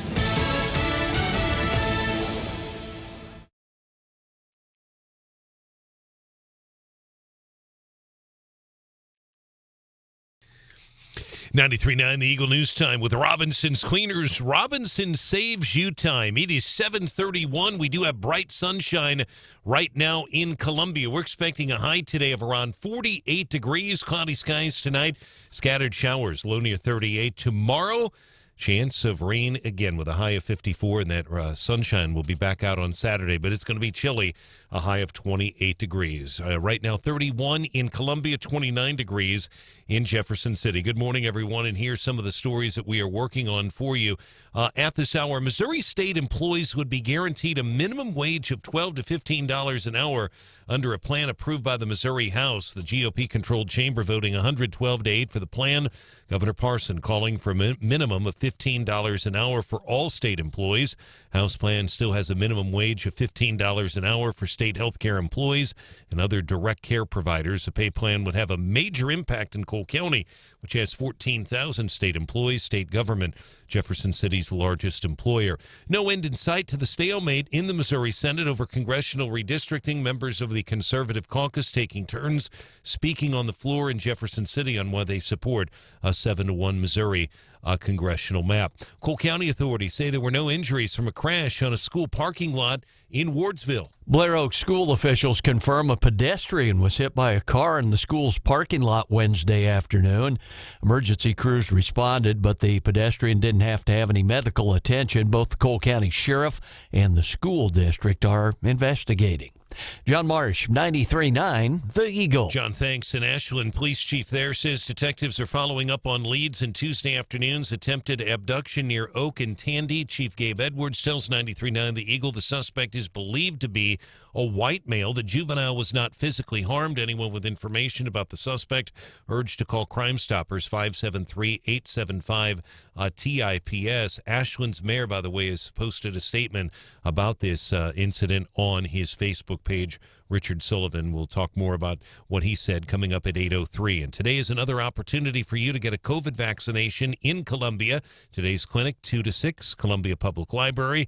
Columbia Boone County health officials say the vaccines are free. They don't require ID, and they do not require insurance. Again, it is free. You can receive any dose in a series, or you can get a booster shot. Again, that'll be today, 2 to 6 at Columbia Public Library. There'll be some more this weekend. We'll have those details for you coming up tomorrow, but that's the only one today, 2 to 6, Columbia Public Library.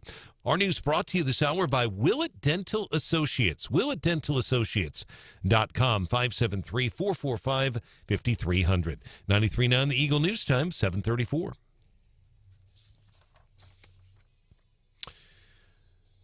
In sports, Aisha Blackwell has been named as one of 10 finalists for the Cheryl Miller Award that honors the top small forward in women's college basketball. What a season she has had for the Mizzou Women Tigers basketball team. She has led the Tigers in scoring and rebounding throughout the year.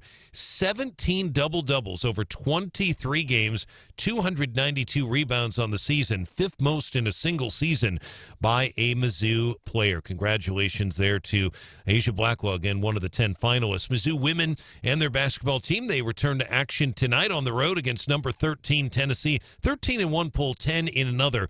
Knoxville, very tough place to play. Always a lot of noise there. Tip-off set for 5:30 tonight in Knoxville. Brad Chernago on the call. Zimmer Station, KTGR, FM 100.5.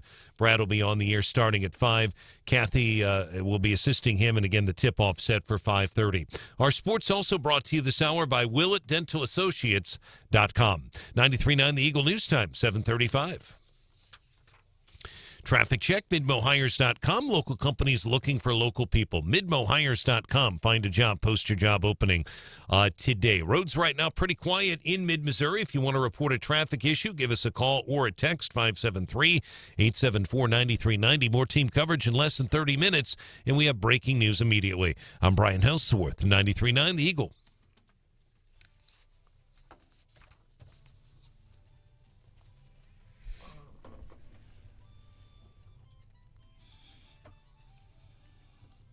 How serious you are about not passing on infections. I'm glad you welcomed these kids tonight, and I'm glad you gave them personal touch and encouragement for what they have done, and yet you passed on every germ, handshaking one to another, another one following you right behind.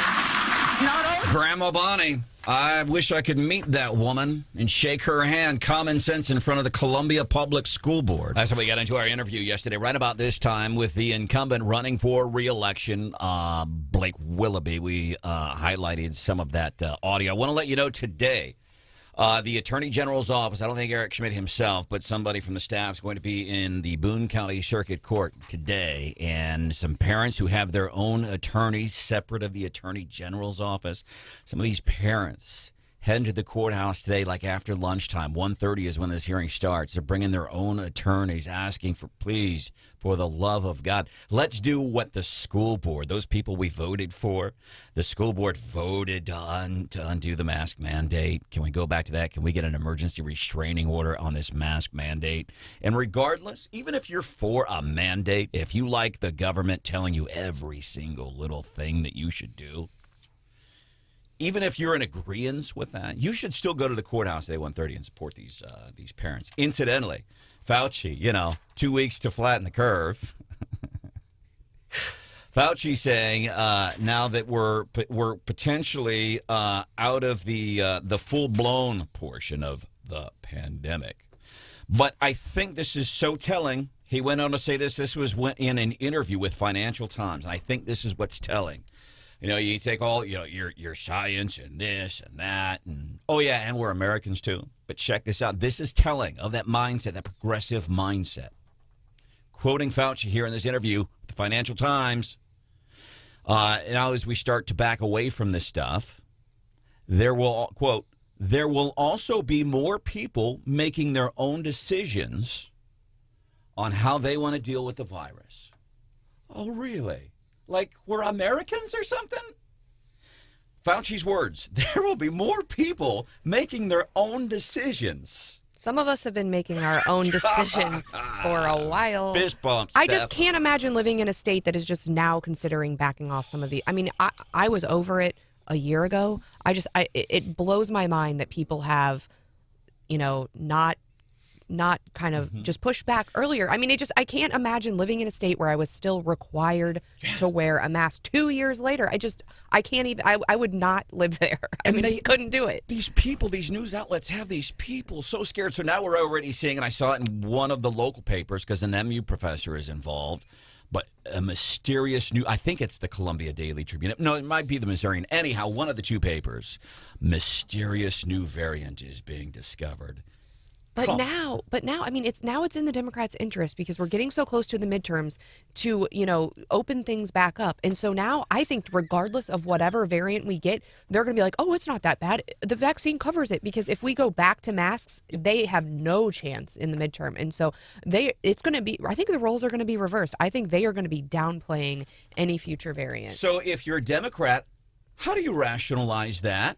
Well, you never followed the science from the beginning, Branden. Well, let's see what Jen Psaki had to say yesterday. So what's the difference? Now you have these Dem states going, yeah, we're going to do away with this, which is what a lot of the conservative states, number one, never got on board with it as a state anyway. So how do you reconcile yourself with that? Say there is a distinct difference between standing in the way, which Ron DeSantis did, or Governor DeSantis. I'll give him his full title. Like a 4-year-old. When you get, but that's different. Yeah. That's different. So it's different. So it's different. Now these Democrats are doing it. It's fine. But when the conservatives wanted to do, it's different. I once scolded my child. I said, no, you cannot have blah, blah, blah. You ate a rock today. She swallowed a rock. And she goes, Mom, it was a marble. And I was like, ooh. Duh. Yeah. So, she gets that. There was a distinction, Mom. I didn't actually swallow a rock. I swallowed a marble, and that's much better. Did that, pass on its own? I think so. Wow. You don't know? So. I did call the doctor. It could still be in there. We don't know. She's fine. I'm going to move because I'm thinking about a marble rolling around. You know, like when you go to the Magic House in St. Louis, and you have like like a funnel-shaped thing, and you can take a marble or a penny, and it rolls all the way. Wouldn't a marble do the same thing? Let's move forward. Good morning, Stephanie Bell. How are you? I'm good. How are you? Before I get into this surprise for really, if you're listening and if you've listened to the show, at least let's say in the past couple of months, maybe for some reason if you're new, and by the way, if you're new, reach out. We'd love to meet you via text too. But especially in the past 2 months, you're probably somewhat familiar with somebody who kind of has been a recurring thing on the show here. And it's something that's been recurring on a very important issue to all of that. We're going to do that here in just a few minutes. And then I found out some stuff about Stephanie Bell. Do you know a guy named Chris? I do. Do you? Oh. Oh, no. Who's Chris? My husband. Oh, well, I wasn't talking to him, but I found out. I was like, that's some tea right there. If Stephanie's husband is going behind her back to give Branden dirt. Well, and here's what's interesting. So I get to hang out with Mr. Bell probably a little bit tomorrow. And I love your husband. I'm a fascinating guy. You have a man crush on her husband. I probably Let's do. be honest. I probably do. Brian Hauswirth. So we'll get into that coming up 7:50. As a matter of fact, we got a text, 874-9390. Rob says, man, I'm getting excited. You're building the suspense about the dirt on Stephanie. 7:50. Brian Hauswirth is here. By the way, there are some other things that are happening in Jefferson City besides the ongoing filibuster regarding the voting map. State Senator Holly Rathert, who did something kind of big yesterday in conjunction with other specifically female senators on the floor. She's going to be joining us at 8:10, but they kind of did something interesting yesterday. Yeah, the senators, and it was bipartisan, 11 female senators got together and basically said that it was time for their voices to be heard yesterday. So Senator Rathert expressed frustration, said there's been a lot of name-calling. We'll get her perspective on that. Senator Gannon spoke. Senator Sandy Crawford talked about she got an email saying she's going to go to hell because she voted against the 7-1 map. So I'm sure Senator Rathert can fill us in on that. And you're right, Branden. In a nutshell, there's other stuff going on, but still in the Senate, really not so much. It's really just this, and they may be lucky to get a committee or meeting or two today. And some other things on the horizon, sports betting in Missouri, catalytic converter legislation. We know that was a big story for us recently when this wonderful charitable foundation in Fulton had several of their vehicles that they used to help people had their catalytic converters stolen. So there's a lot of other stuff besides that. You know, I always like to say, when you're doing a good job as a politician is when you're making everybody mad. And I kind of feel like with some statements I made earlier this morning based on a text I got that I must be doing a good job because I'm making everybody mad. I assumed it was Crawford that got nasty emails. Well, there were certainly others, but Sandy Crawford specifically yesterday said that she actually said threatening in some ways. Yeah. And then she said one of the emails said to her that she was going to go to hell. She said this on the floor. She was going to go to hell because she voted against a 7-1 map. And her response is, you don't go to heaven by voting 7-1. In other words, you'd be a good person. That's the way God wanted me to vote. That's how she responded. But I mean, kind of highlights how contentious this is. And I label it as more in-party fighting, in my opinion, because here's and I'll get to this text here. But I made the assumption, and I was very clear in saying, because I didn't know, but I'm guessing the constituent that left the voicemail, hey, if you don't vote the way I want you to vote, then you're going to go to hell. I assumed that they are also a conservative, but probably more far right than Crawford. And we don't really know that. Right, I don't know that, but I said, I'm assuming. So here's why I think I must be doing a good job. Got a text from a listener says, well, how do you know it was a conservative? I said, I didn't. That's why I said, I'm assuming. And now he's mad at me. So I must be doing a good job. If I'm making everybody mad, we must be doing A-okay. All right, you guys ready? If you've been a listener for the past couple of months, got a little surprise for you here on Wake Up Columbia. And a surprise for Hannah and Stephanie and Brian, too. I'm nervous. No, this is cool. You can imagine how tickled I was. And I have permission to play this, by the way. I had to specifically get permission to make sure that it was okay to air this. Once again, nervous. I was just tickled to death on so many levels when I got this voicemail yesterday. Hi, Branden. This is Bonnie. I guess I have been known as Grandma Bonnie on your program, which is an honor. I'm actually not a real morning person and usually don't have the radio on until later in the day, but have heard that you have used my school board meeting quote several times and that this morning referenced possibly wanting to speak with me. Be very happy to talk with you, and we'll see what happens. You have a good day. Bye. Oh, see what happens. That's I don't understand, and you really are not caring about our students' safety. Bonnie. That's the one who pointed out to the school board, hey, you morons. I don't think she used that word. But when the school board, oh, we got to do this. We got to mask. We're going to make you wear masks. Got to be safe, follow the science. And then all these kids come up and shake the board members' hands. Jeez. I mean, this grandma so politely pointing out the stupidity and the hypocrisy of the people on the school board that voted in favor of mask. We got to be safe. We're going to shake everybody's hands, though. We're going to sneeze in them first and then shake people's hands. Ugh. So I got that Sharing is caring.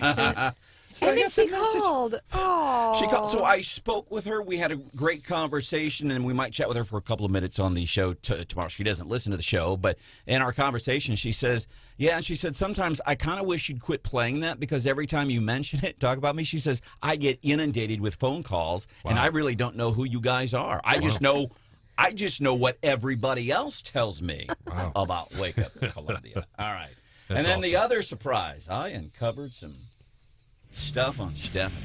I wish she'd just hurry up and tell us. All right, it's coming up at 7.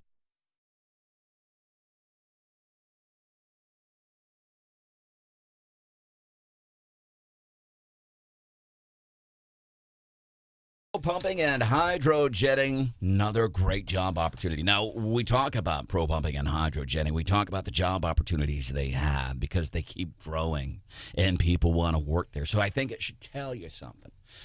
They're growing. They must do really good work when it comes to maintenance on lagoons and septic tanks, cleaning out grease traps. They do a lot of great work here in town and the rest of mid-Missouri. So good people to work for. They're doing good work. And here's what you get out of it. You could learn a new skill.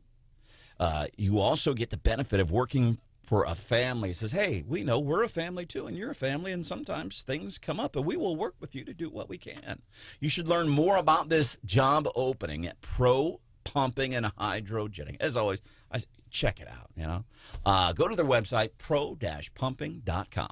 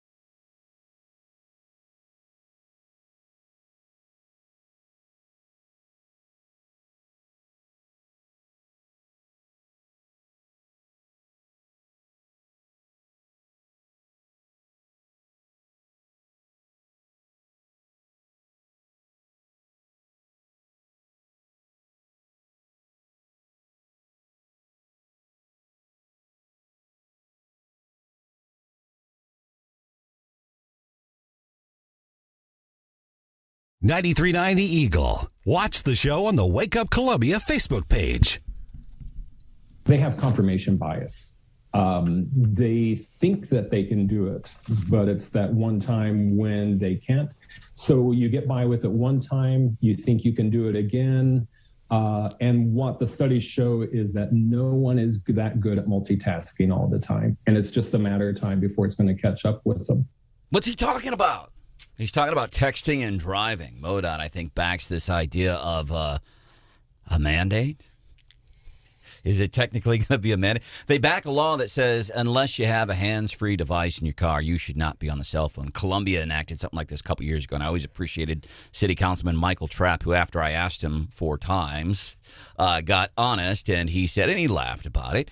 I said, this is just window dressing, and this is just a window dressing ordinance. You're not going to pull people over for talking on it. Oh, no, it is pretty much window dressing. It's an excuse if you get seen driving erratically. If we see you on a cell phone, it's an excuse. Well, and I think it discriminates against me because I'm poor, because I have like an old car, so I have to use my phone. But now what I'm really saying is nowadays the cars are so good that like it's like driving a computer. I recently rented a new BMW. I got lucky on a car rental once, and it was that a humble brag? I paid for the economy version, but I mean the whole car was like a computer, and it had this huge screen, and you could do all sorts of things. And so they're not going to ban that, right? Like using your car computer. But me, who I have an old car and I have to use my phone, I'm banned. Is that what's happening? And it's going to happen to me too. People get into my car and they're lost. Like, how am I supposed to back this up? There's no camera here. I'm like, watch. Turn your head and look backwards, dumbass.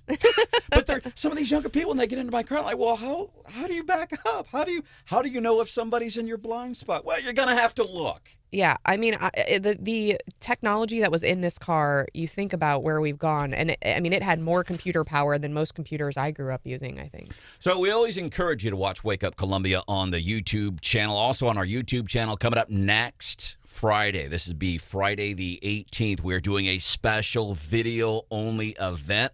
We are going to be chatting with a dude who's homeless, lives under a bridge in Boonville. We are going to be chatting with a formerly homeless family. Because I am open-minded, and I've changed my opinion on that, thanks to a couple of good friends in my life, Marcy and Stephanie Bell. And the folks from Love Columbia be here. That's noon on our YouTube channel. Please go to our YouTube channel, 93.9 The Eagle. Okay, guess what I found out about Stephanie? Finally. You have a piece of paper? Yeah. Oh, yeah, there's a lot of... I've got documents. Oh, no. This was so cool. So I know Stephanie, she's an older woman. She's an attorney. She's a mom. She's a wife. She's on the radio. She's a friend. I thought this was really cool. For 2 years in a row, in 2019 and 2020, she was named Rising Star in the with, I don't know what this is, but Missouri, Kansas. The Super Lawyers. Missouri, Kansas Super Lawyers. 2 years in a row, she was named a Rising Star. Thanks. Yeah, and actually I think it's 3 now, but yeah, I'm still a super lawyer. But that's like the kids table. So there's Rising Stars, which is for young people, and there's like the actual super lawyers. So I'm really frustrated because I'm like, when do I get to sit at the adult table, right? Like I'm still a Rising Star. Missouri Times in 2017 named Stephanie Bell Missouri Political Pro. You should know. Look at me go. How about that? 2016 Best of Jefferson City Women in Business from the Jefferson City News Tribune. Up-and-coming attorney. This is several years ago because you're there now. Missouri Lawyers Weekly. Wow. What did we agree on the amount that I had to pay you to say all these nice things about me? Cool. You're reading my bio. That's really nice, though. I appreciate that. 810 State Senator Holly Rader is here to talk about what happened on the Senate floor yesterday.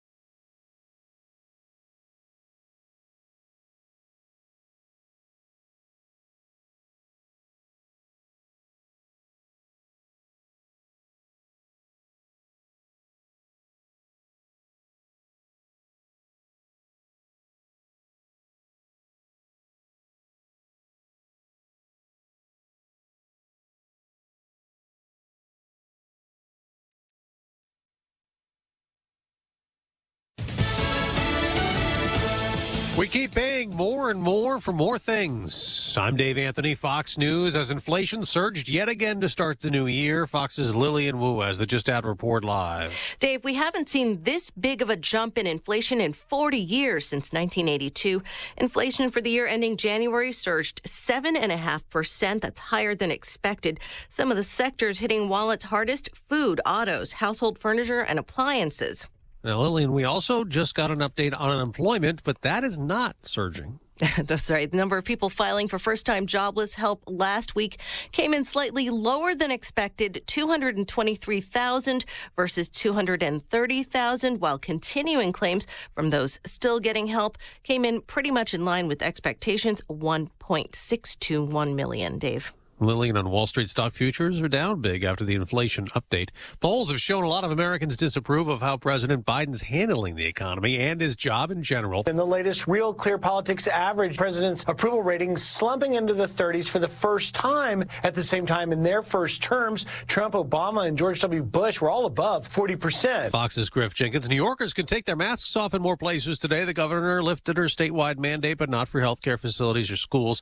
One of 10 Democrat-led states that'll drop mandates while letting local officials and school districts have mask rules. But CDC Director Dr. Rochelle Walensky's not changed her guidance. We continue to recommend masking in areas of high and substantial transmission. That's much of the country right now in public indoor settings. A month after Bob Saget of Full House TV fame died, we get this. His family issued a statement Wednesday night saying the authorities have determined that Bob passed from head trauma.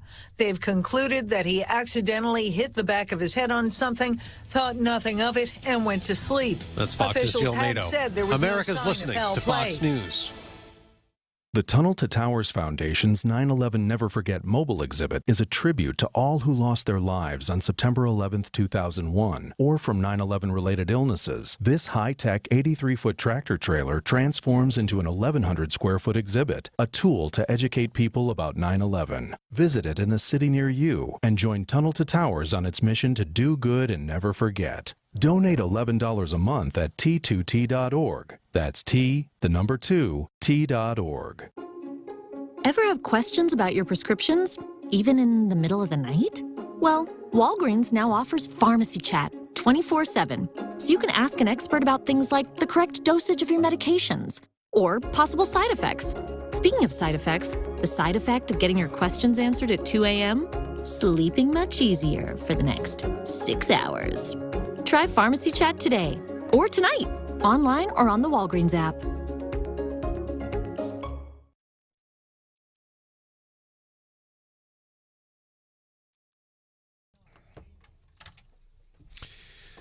.93.9 The Eagle News Time with Robinson's Cleaners. Robinson saves you time. It is sunny right now, 32 in Columbia. Our high today around 48 with sunshine continuing. Cloudy skies tonight, then rain, low near 38. Tomorrow, rain again and a high of 54 degrees. Again, 32 in Columbia, 31 in Jefferson City. Good morning, and here are some of the stories we're working on for you at this hour. I just got off the phone with Joint Communications here in Columbia, and they are now urging you to avoid the area of Providence and McDeaver. Columbia Boone County Joint Communications telling me there is a 2-vehicle collision. 2 tow trucks right now are heading to the scene as we speak. Traffic is backing up. The dispatchers were not able to tell me if that is southbound or northbound Providence. So if you're stuck in that area, let us know. I'm not sure if it's southbound or northbound, but it's right there at Providence and McDeaver when you're coming down that hill, if you will. Avoid the area if at all possible. Again, I'm told traffic is backing up. 2 tow trucks on their way to the scene. The Missouri Senate remains at an impasse at this hour over the controversial issue of congressional redistricting. Members of the Senate Conservative Caucus have been taking turns speaking on the floor in Jefferson City on why they support a 7-1 Missouri GOP congressional map. Weldon Spring GOP State Senator Bill Eigel has read from the book The Conservative Heart. Other GOP state senators say a 6-2 GOP map will help rural Missouri communities rather than a 7-1 map. The Senate will gavel back in later this morning.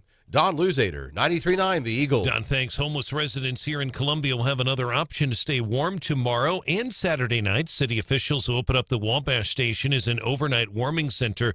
Both evenings, it'll open up at 7 o'clock in the evening and be open until the next morning at 6 a.m. For those who are unable to access local emergency services, Columbia officials note the threshold for opening the emergency warming center at Wabash has been raised this winter from 15 to 25 degrees. It was extensive discussion on this very issue at Monday night's council meeting. A Columbia School Board member says career center improvements are a key part of an $80 million bond issue on the April ballot. Columbia School Board member Blake Willoughby tells Wake Up Columbia he recently visited a career center in the Kansas City area. It's wonderful to see what a reimagining of a 21st century career center allows for when it comes to community being able to see the wonderful work our students are doing. The April bond issue would fund a $15 million addition and renovation at the CACC. That's the Columbia Area Career Center. Mr. Willoughby notes the Career Center at CPS is an older facility. The bond issue would also fund a new Columbia Elementary School on the John Warner campus. Missouri Senator Roy Blunt says Columbia needs 20 police officers. He says that is a trend that we're seeing around the country. He says his hometown of Springfield, Missouri, right now looking for 40 officers. He also says Capitol Police are 200 officers below their authorized level of 2,000 officers. He says Capitol Police are critical to the ability of Congress to function. Senator Blunt critical of the defund the police movement. The suspect in Tuesday afternoon's attempted abduction in Ashland, believed to be a white male. That is according to Ashland Police Chief Gabe Edwards. Detectives continue to follow up on leads. The incident happening near Oak and Tandy. Police using a drone conducting air search as well on Tuesday. Chief encourages anyone with information to call Crime Stoppers 573-875-TIPS. And today is another opportunity for you to get a COVID vaccination in Columbia. It's a clinic today, 2 to 6, Columbia Public Library. Columbia Boone County health officials say the vaccines are free. They don't require ID nor health insurance. You can receive any dose in a series or a booster dose as well today. 93.9 The Eagle News brought to you this hour by Callaway Bank. The Callaway Bank is with you for the moments that matter. 93.9 The Eagle News time, 8:07.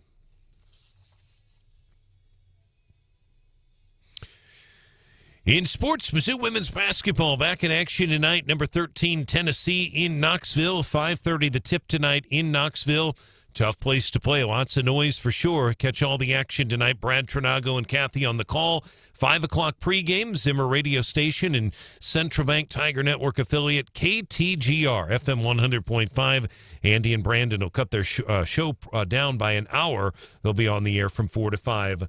Today with the big show on KTGR. Sports brought to you this hour by MU Healthcare. Join us February 24th, 25th, 16th annual MU Healthcare Children's Hospital Miracles for Kids Radiothon. Give now, muhealth.org/radiothon.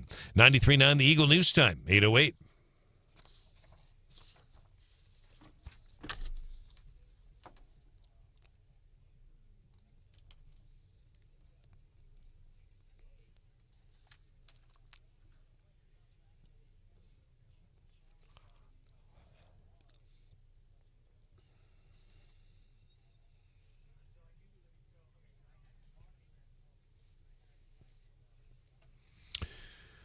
All right, Kevin, thank you. Great work today. Look forward to hearing from you tomorrow. Weather brought to you by Willett Dental Associates. Make an appointment now, 573-445-5300, WillettDentalAssociates.com. Sandboard Field in Columbia right now, 32. It's 8:08, 93.9 The Eagle and 93.9theeagle.com. Traffic check with MidmoHires.com. Local companies looking for local people. Again, if you're in Columbia right now, Providence in McDeaver, avoid that area. 2 vehicles have collided, tow trucks heading to the scene. I also checked with Joint Communications, another accident about 30 minutes ago, Garth and Sexton, and I'm told that crash has cleared up today. But Providence, McDeaver, definitely avoid that area if you can. Traffic backing up that crash down the hill as you come down a hill going to the other side. More team coverage in less than 30 minutes. Breaking news immediately. I'm Brian Hauswirth, 93.9 The Eagle.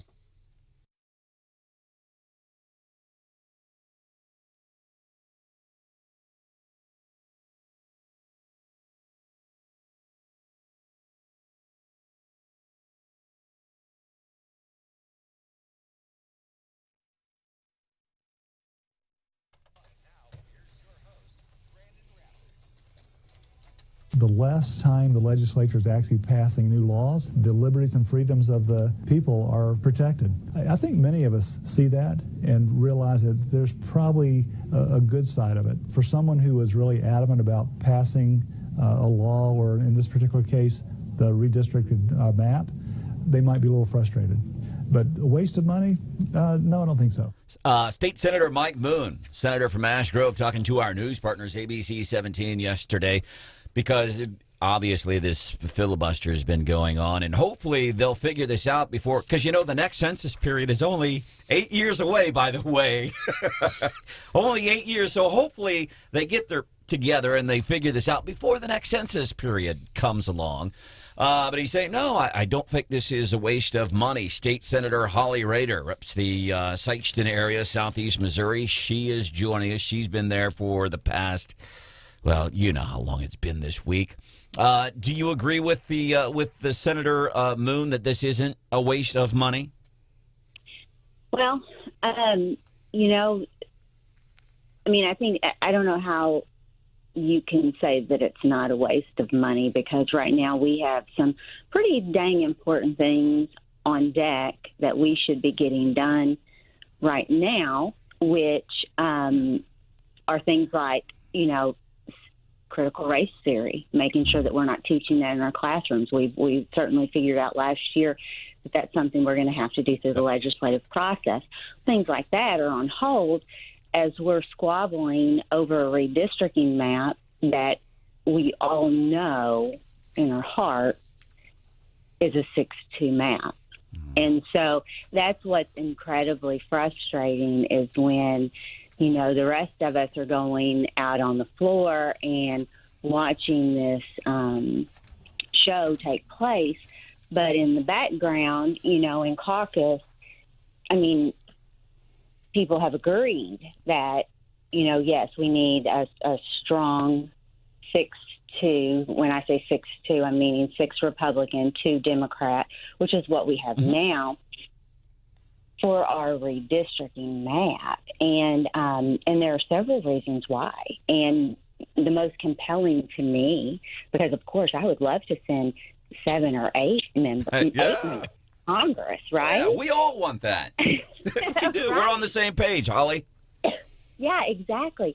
But it has to fit within, one, our constitutional requirement, and that, you have to have communities of interest. And so when you look at the 7-1 map, you see that in order to draw Kansas City out into Republican, which we all know that Kansas City has always been a Democratic stronghold. But fine, if you want to pretend that it's not, and you want to redraw that area over there, you're putting city metropolitan people in with rural people in the same congressional district. So it doesn't meet the constitutional muster. But then also,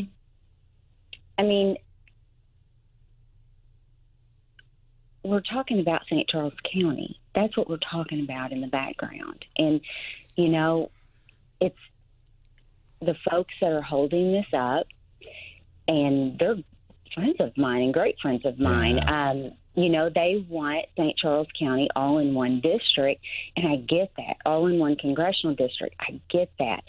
But, one, be honest and say that you've agreed to do a 6 Republican, 2 Democrat map if you get your county all in one congressional district.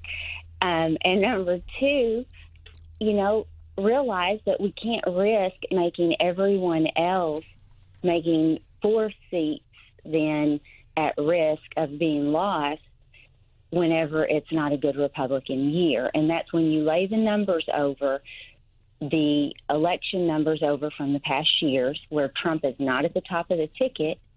We have, it's that 7-1 map is more of a 4-4 map or a 5-3 map at best. And that's scary. Yeah, as a matter of fact, I was doing the math this morning because one of the arguments I've heard from about 8 members in the Senate, well, it needs to be representative of Missouri. And you look at that, I think it was 56, 57% that voted for Trump if we're going by that 2020 election.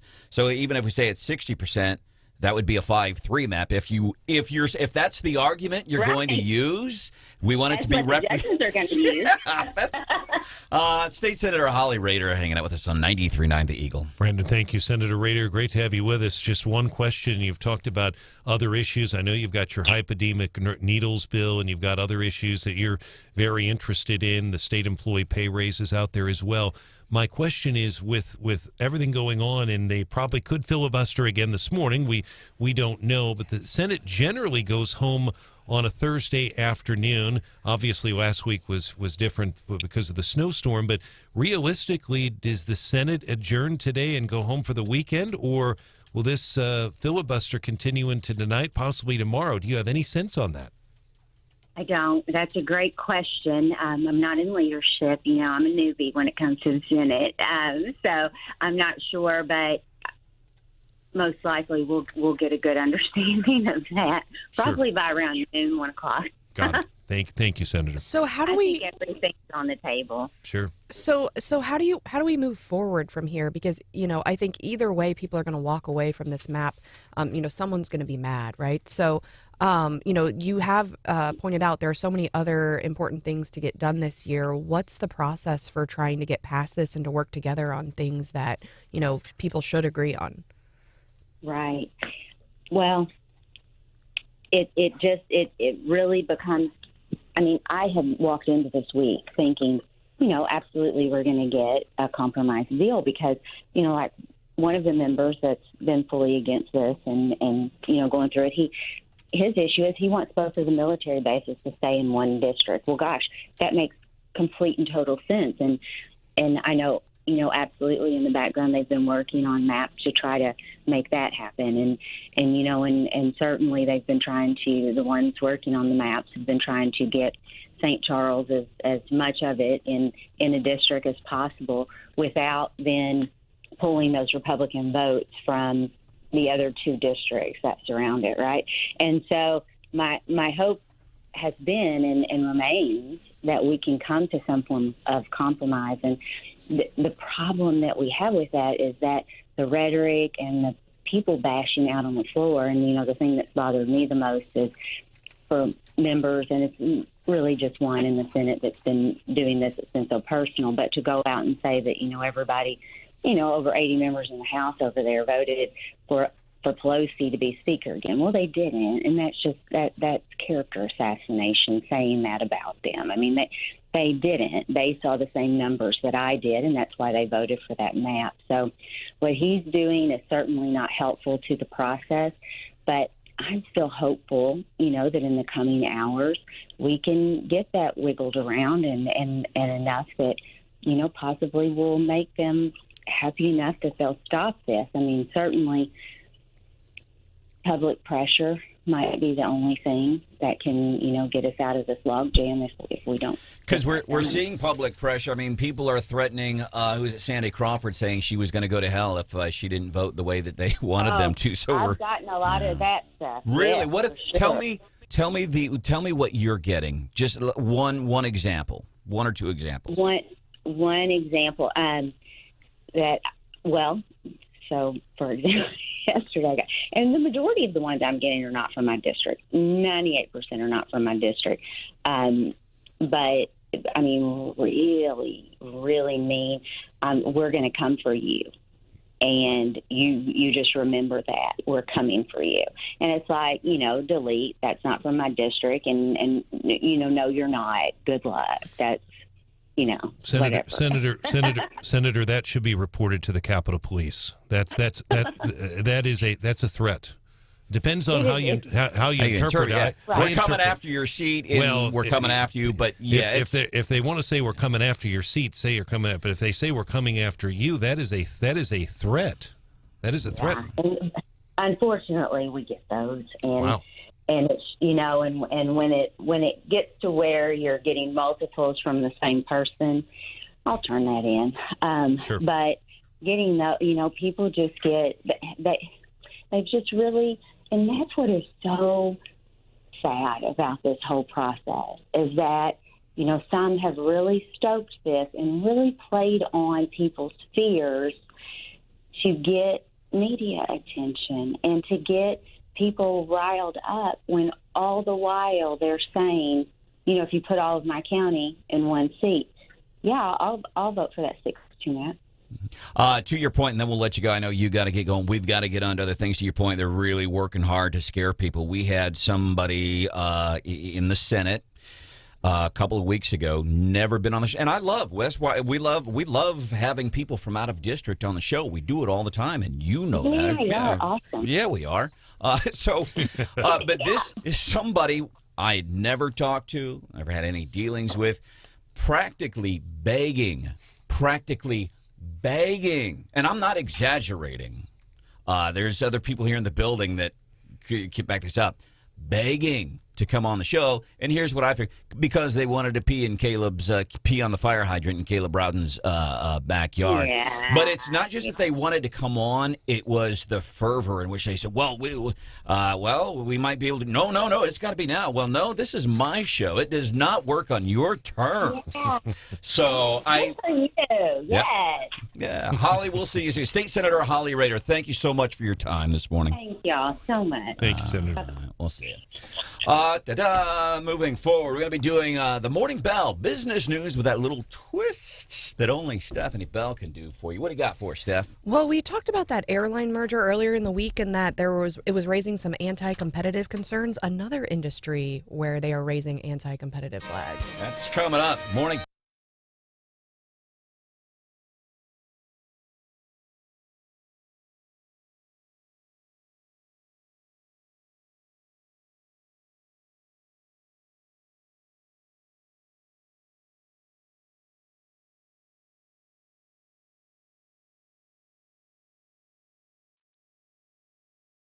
in the yard, or come March, April, and May in the summer, you could have more free time for you and your family by calling Salter Lawn Service. But here's why I'm mentioning it now, because they've become so popular because of their good work and their great customer service. And we say one call does it all because they do so much: yard cleanup, tree trimming. A lot of times they're at a house doing something. Somebody say, well, hey, can you do this? Well, sure. So they've gotten so well known that oftentimes people might call in May and June, hey, can you handle some of this stuff for us for the summer?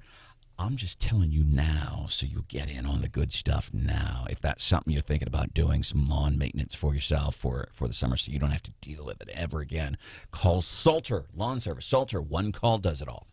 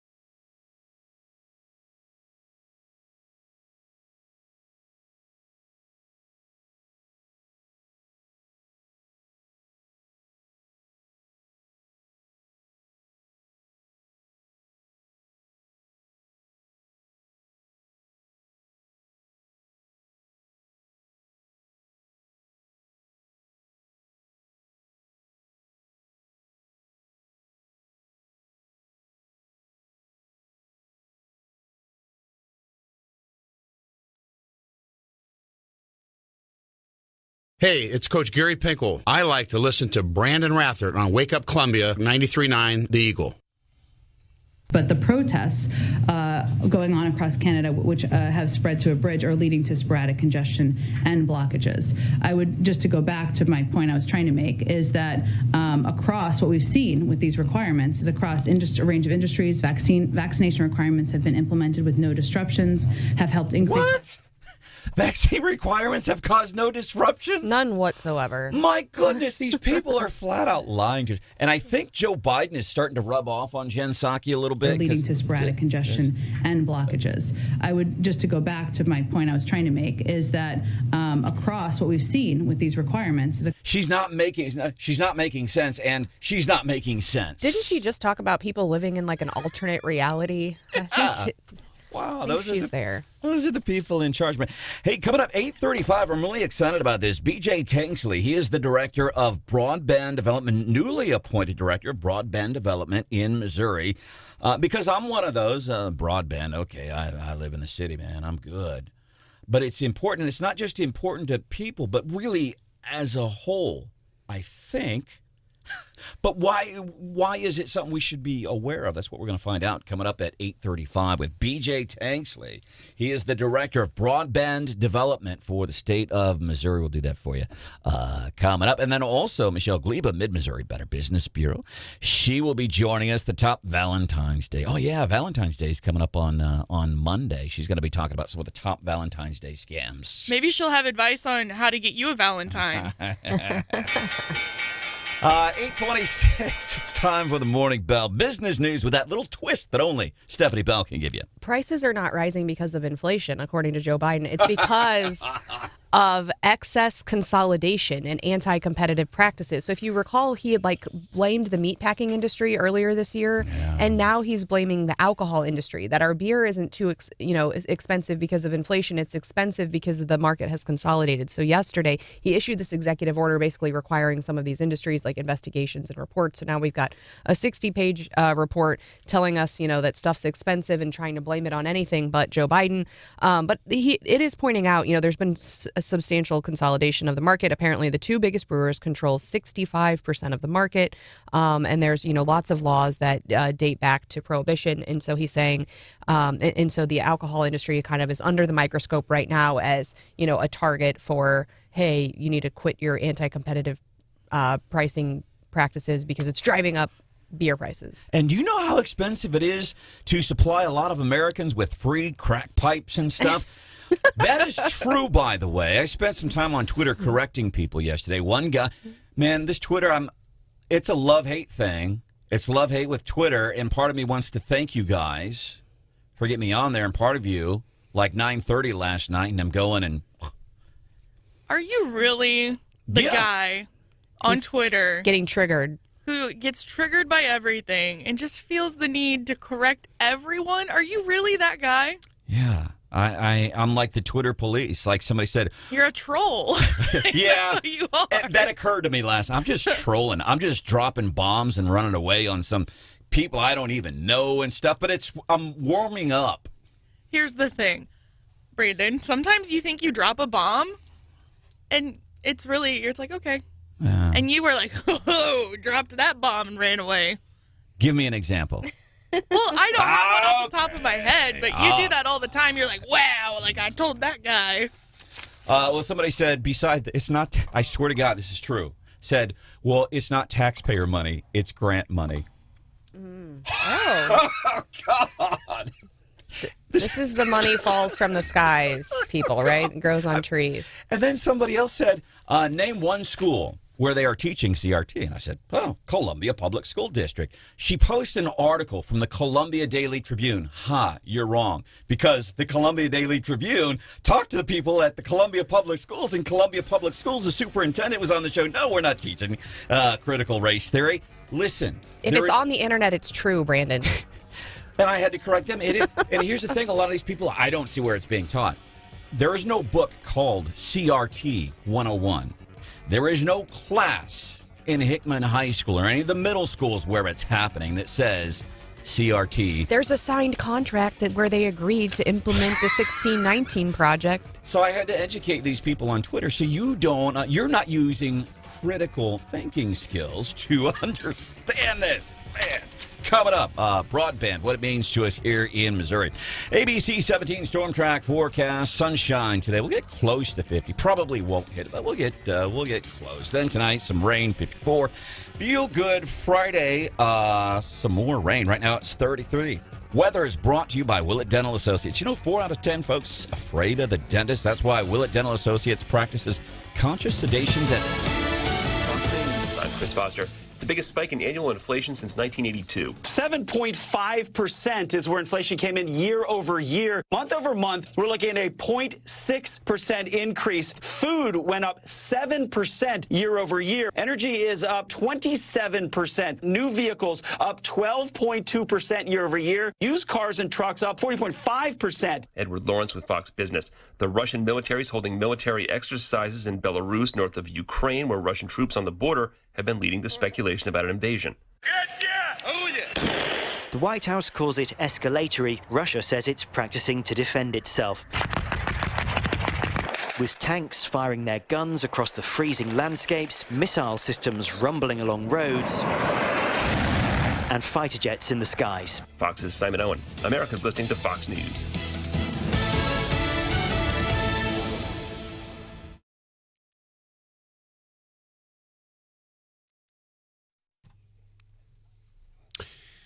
.939 The Eagle News Time with Robinson's Cleaners. Robinson saves you time. 8:31 is our time. Sunshine 33 in Columbia. It's 32 degrees in Jefferson City. We're expecting sunshine. Today's high 48.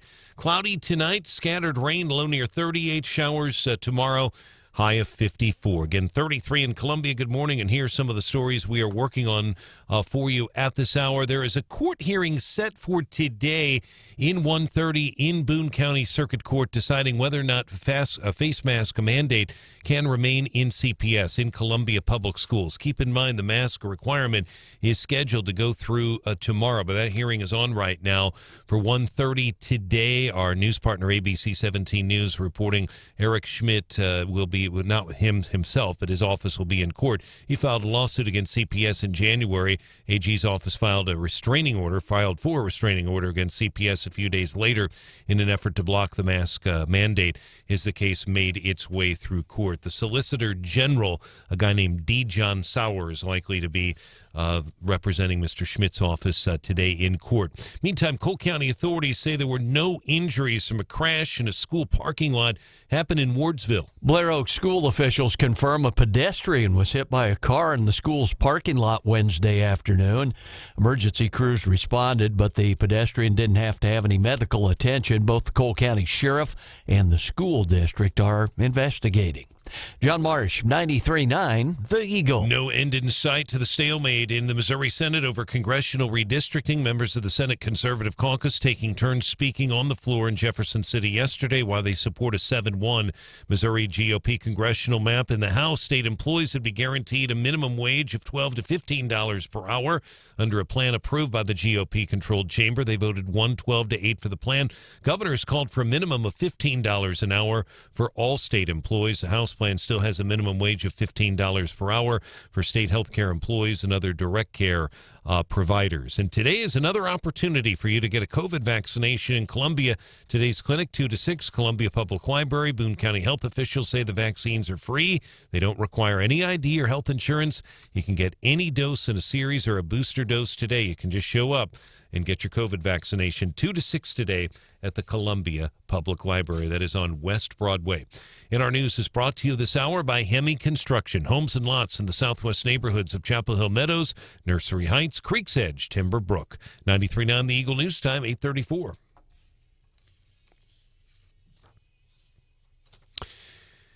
In sports, Mizzou women's basketball returning to action tonight. Number 13, Tennessee, the opponent in Knoxville. Tip-off set for 5:30 tonight in Knoxville. Catch all the action on Zimmer Station KTGR. Brad Trinago on the call starting at 5 tonight, live from Rocky Top, as we like to call it.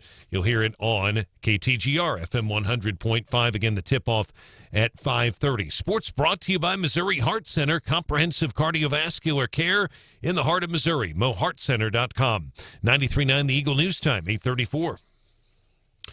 Traffic check with MidMoHires.com. Local companies are looking for local people. MidMoHires.com. Find a job, post your job opening today. There are still wreckers, still some emergency personnel out on scene right now. Providence in McDeaver. That is a 2-vehicle crash. 2 tow trucks now on scene. Avoid the area if at all possible. That is a 2-vehicle crash in that area being worked by Columbia authorities. More team coverage in less than 30 minutes. Breaking news immediately. I'm Brian Hauswirth, 93.9 The Eagle.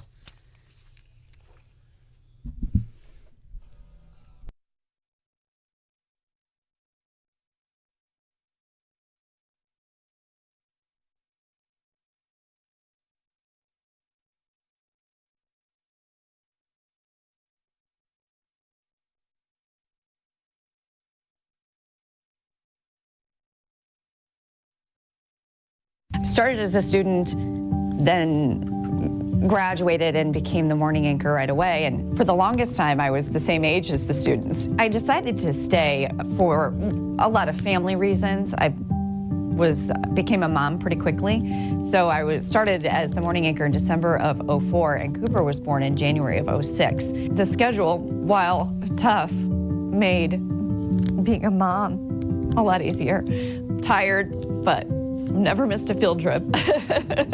Never missed a class party. 20 years on the TV, anchoring the morning show on KOMU, the NBC affiliate in town.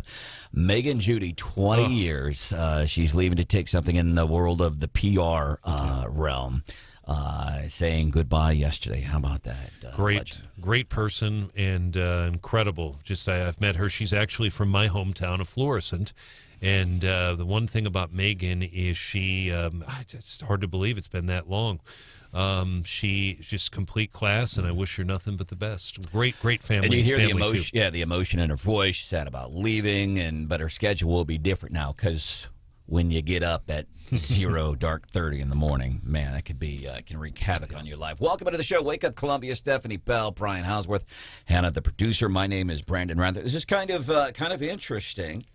Broadband in Missouri, because I'm one of those, and I admit it. I'm like, broadband doesn't affect me, and I'm good. I got phones and internet in my house, and plus I have Hannah and Stephanie to help me with that kind of stuff.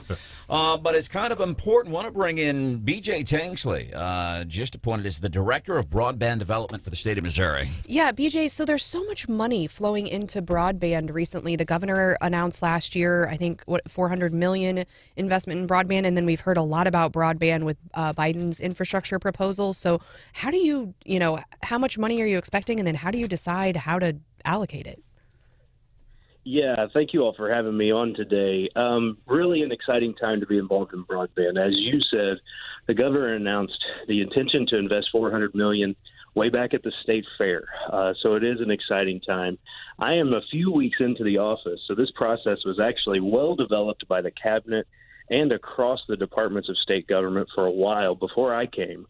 But really have an investment plan that goes all the way from access to adoption to assistance of really trying to help at all levels of helping people get connected to the internet.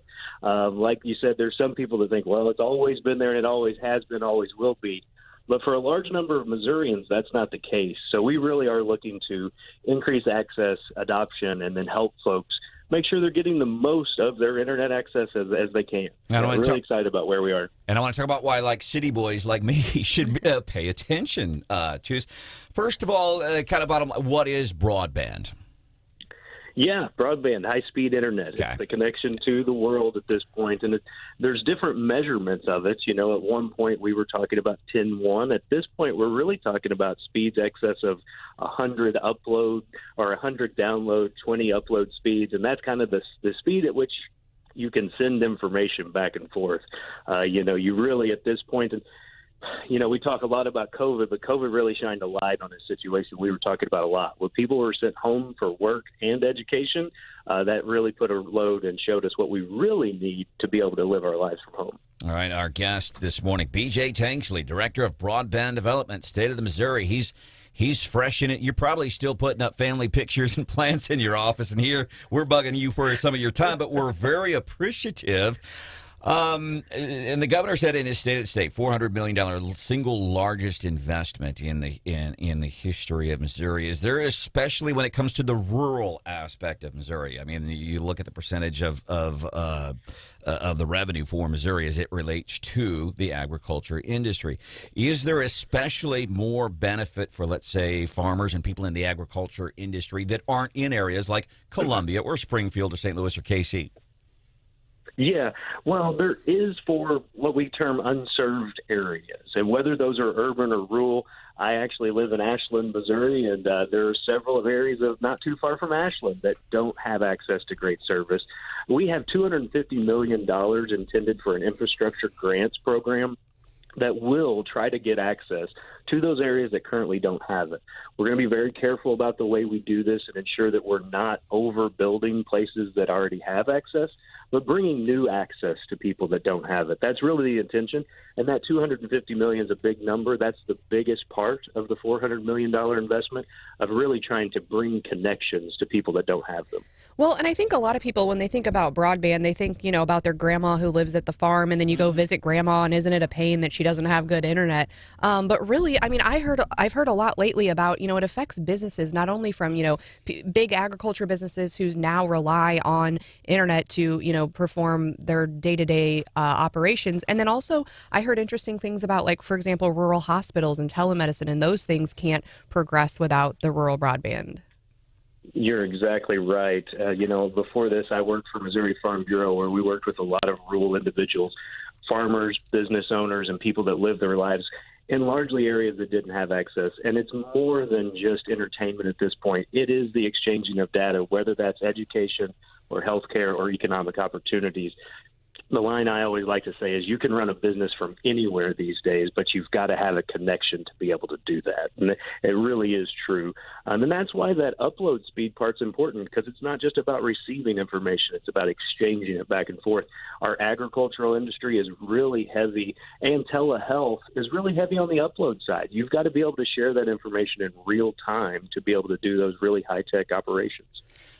Interesting. I think one criticism I've heard is, Elon Musk is doing satellite internet. And so we don't need to build up the infrastructure for broadband, because before long we'll all get our internet from outer space. And I am honestly reaching the limit of my internet knowledge. But how do you kind of balance that, knowing that new technologies are going to come along, but still wanting to give people access now? Yeah, I think there is a balancing act of trying to see the technologies that reach people best and fastest. Still to this day, the most reliable is a high-speed connection that you plug into. Those are fiber connections that have stood the test of time, and the provider world says that's going to withstand our needs for the next 50 years of what we're needing as far as exchange of information and the connection of things. There are new technologies such as satellite technologies, but at this point, a lot of those technologies don't reach those required speed level. Are we hopeful they do? Yes, but at this point they don't.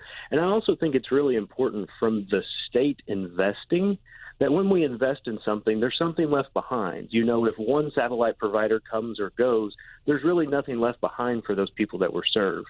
If we're getting infrastructure out there, that's something that someone else can plug into and pick up and provide that service.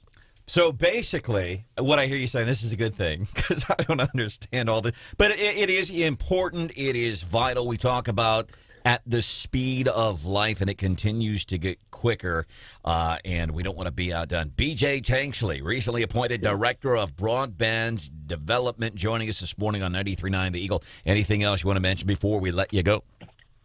I really think we're just at a great time. Like you've mentioned, really making it a great investment in broadband and connectivity. I think it's important to all aspects of our everyday life and trying to make sure that all areas of the state can compete at the highest level possible. When you look at the recent census data, a lot of our rural areas lost citizens. And we need to make sure we're doing all we can to make sure that every county and every area of the state is able to compete. So that's what we're looking to do, and really excited about the opportunity we have in front of us. All right, BJ Tanksley, thank you so much for your time here on Wake Up Columbia on 93.9. The Eagle and 93.9, theeagle.com. Coming up, Michelle Gleba, Mid-Missouri Better Business Bureau, is going to be joining us talking about some of the most common Valentine's Day scams.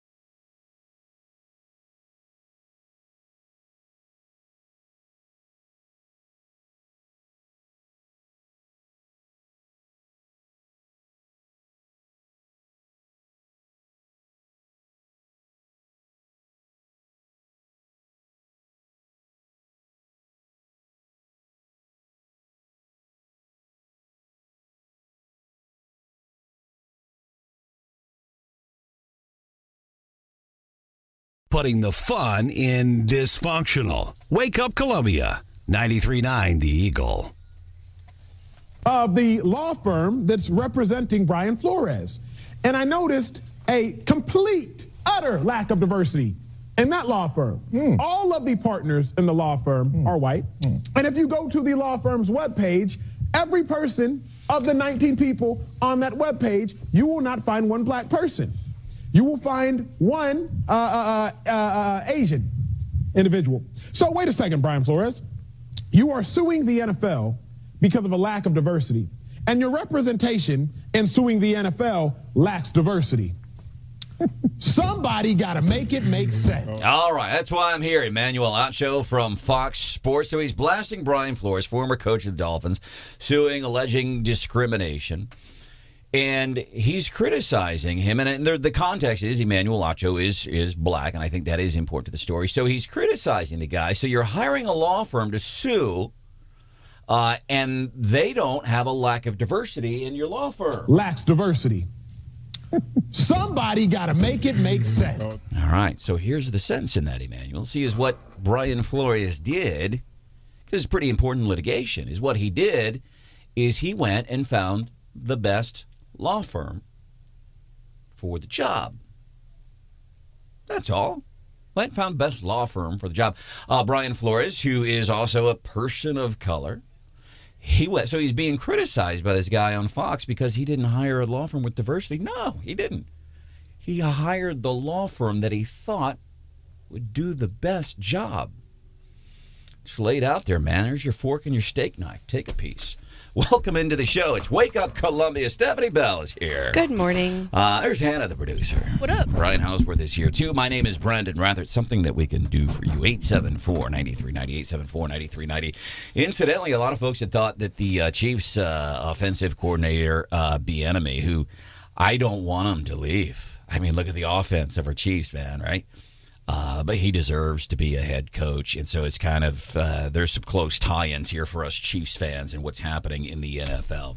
Roger Goodell saying, we're having an outside firm come and look at our Rooney Rule. The Rooney Rule is the rule that says, hey, you got to interview X number of people for any job opening. Michelle Gleba, Mid-Missouri Better Business Bureau is here, too. How are you today? I'm doing well, thank you. Glad you could be here. So Monday, it's Valentine's Day already. It is. And we know how scammers work. They take advantage of whether it's a weather disaster, whether it's a time of year, a holiday, they find a way and they get in. But what we're going to talk about here is not always necessarily the typical scams that you might expect, but they are Valentine's Day centric.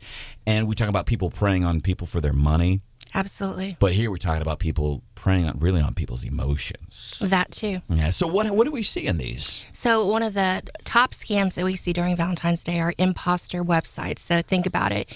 You may be shopping at the last minute looking for a Valentine's Day gift. It's important to keep in mind that there are fake websites out there, and they usually look very much like the real thing. So what are some red flags that you might be dealing with an imposter website? They're offering extreme discounts. The seller asks customers to pay only with cash transfer apps or cryptocurrency, and customer service is unavailable. Another top scam that we tend to see are romance scams. So these types of scammers like to prey on vulnerable people. I'm sorry. If you're watching on the YouTube channel right now, you'll see Hannah and I, my dear sweet Hannah. All right. And I don't know why it elicits laughter when we talk about romance scams. Why were you laughing? I was just giggling because Michelle told me right before she came on that she heard me say that you needed a Valentine. And for some reason, I was just thinking of you trying to, do the online dating thing, and it just cracked me up. I'm sorry. I'm sorry that my giggling distracted you. Two things, Michelle Gleba from the Mid-Missouri Better Business Bureau. I don't need a Valentine. I got plenty. Oh. I'm kidding. See, I thought Michelle was calling you out because she was like, for the people who wait till the last minute to get their Valentine's gift, and I thought, is that directed directly at you? Stephanie, would it be inappropriate if you were bringing that up? Because I thought you were going to ask if you wanted to be. Would that be inappropriate if I asked her? Is that what?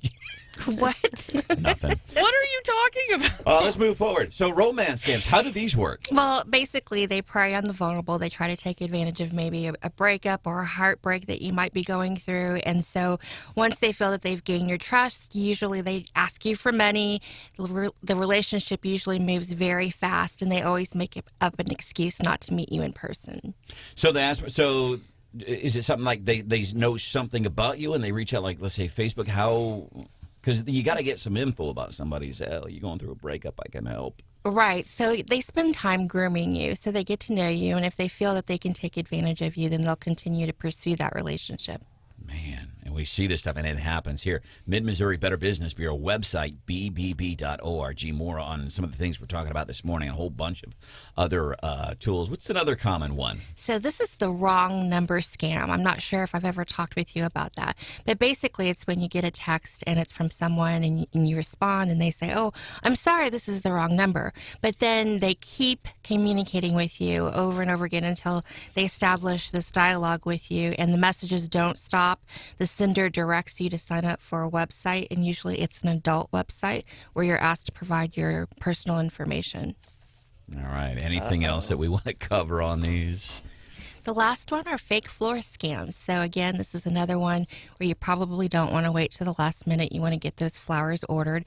But when victims do fall, and I'm not talking about you. I don't have, there's nobody I'm getting flowers for. Well, and this is where like having a relationship with a local florist really matters, Absolutely. right? And so that will help you avoid this if you know the person and, you know, it's right. Yeah, find somebody local. Right. Shop local. Find trustworthy businesses, and you can do that by visiting our website as well. And I think another scam is that it's supposed to always be up to the guy to buy gifts for women for Valentine's Day. Do you covering that there at the It's a whole thing. It's a scam, I tell you. By the way, I'd like to tell people about the website, Better Business Bureau, bbb.org. That's the website for the Mid-Missouri Better Business Bureau, but it's not really about the website. Like, it's stuff that you can use that can help you. What can I find on there? Absolutely. So let's say you're in the market to buy flowers for Valentine's Day and you just want tips on things that you should consider.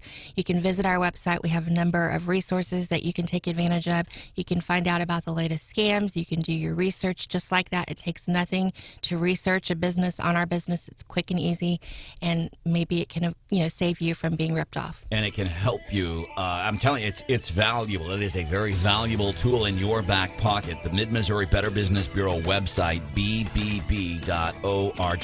Michelle, it's always a pleasure when you come in and tease us. Thanks for having me. Coming up, my dad's getting excited. It's the Gary Nolan Show here on 93.9 The Eagle. Hope you join us tomorrow, man. We're going to be celebrating Feel Good Friday. We're going to have some fun. We're going to wear red. See ya. Bye.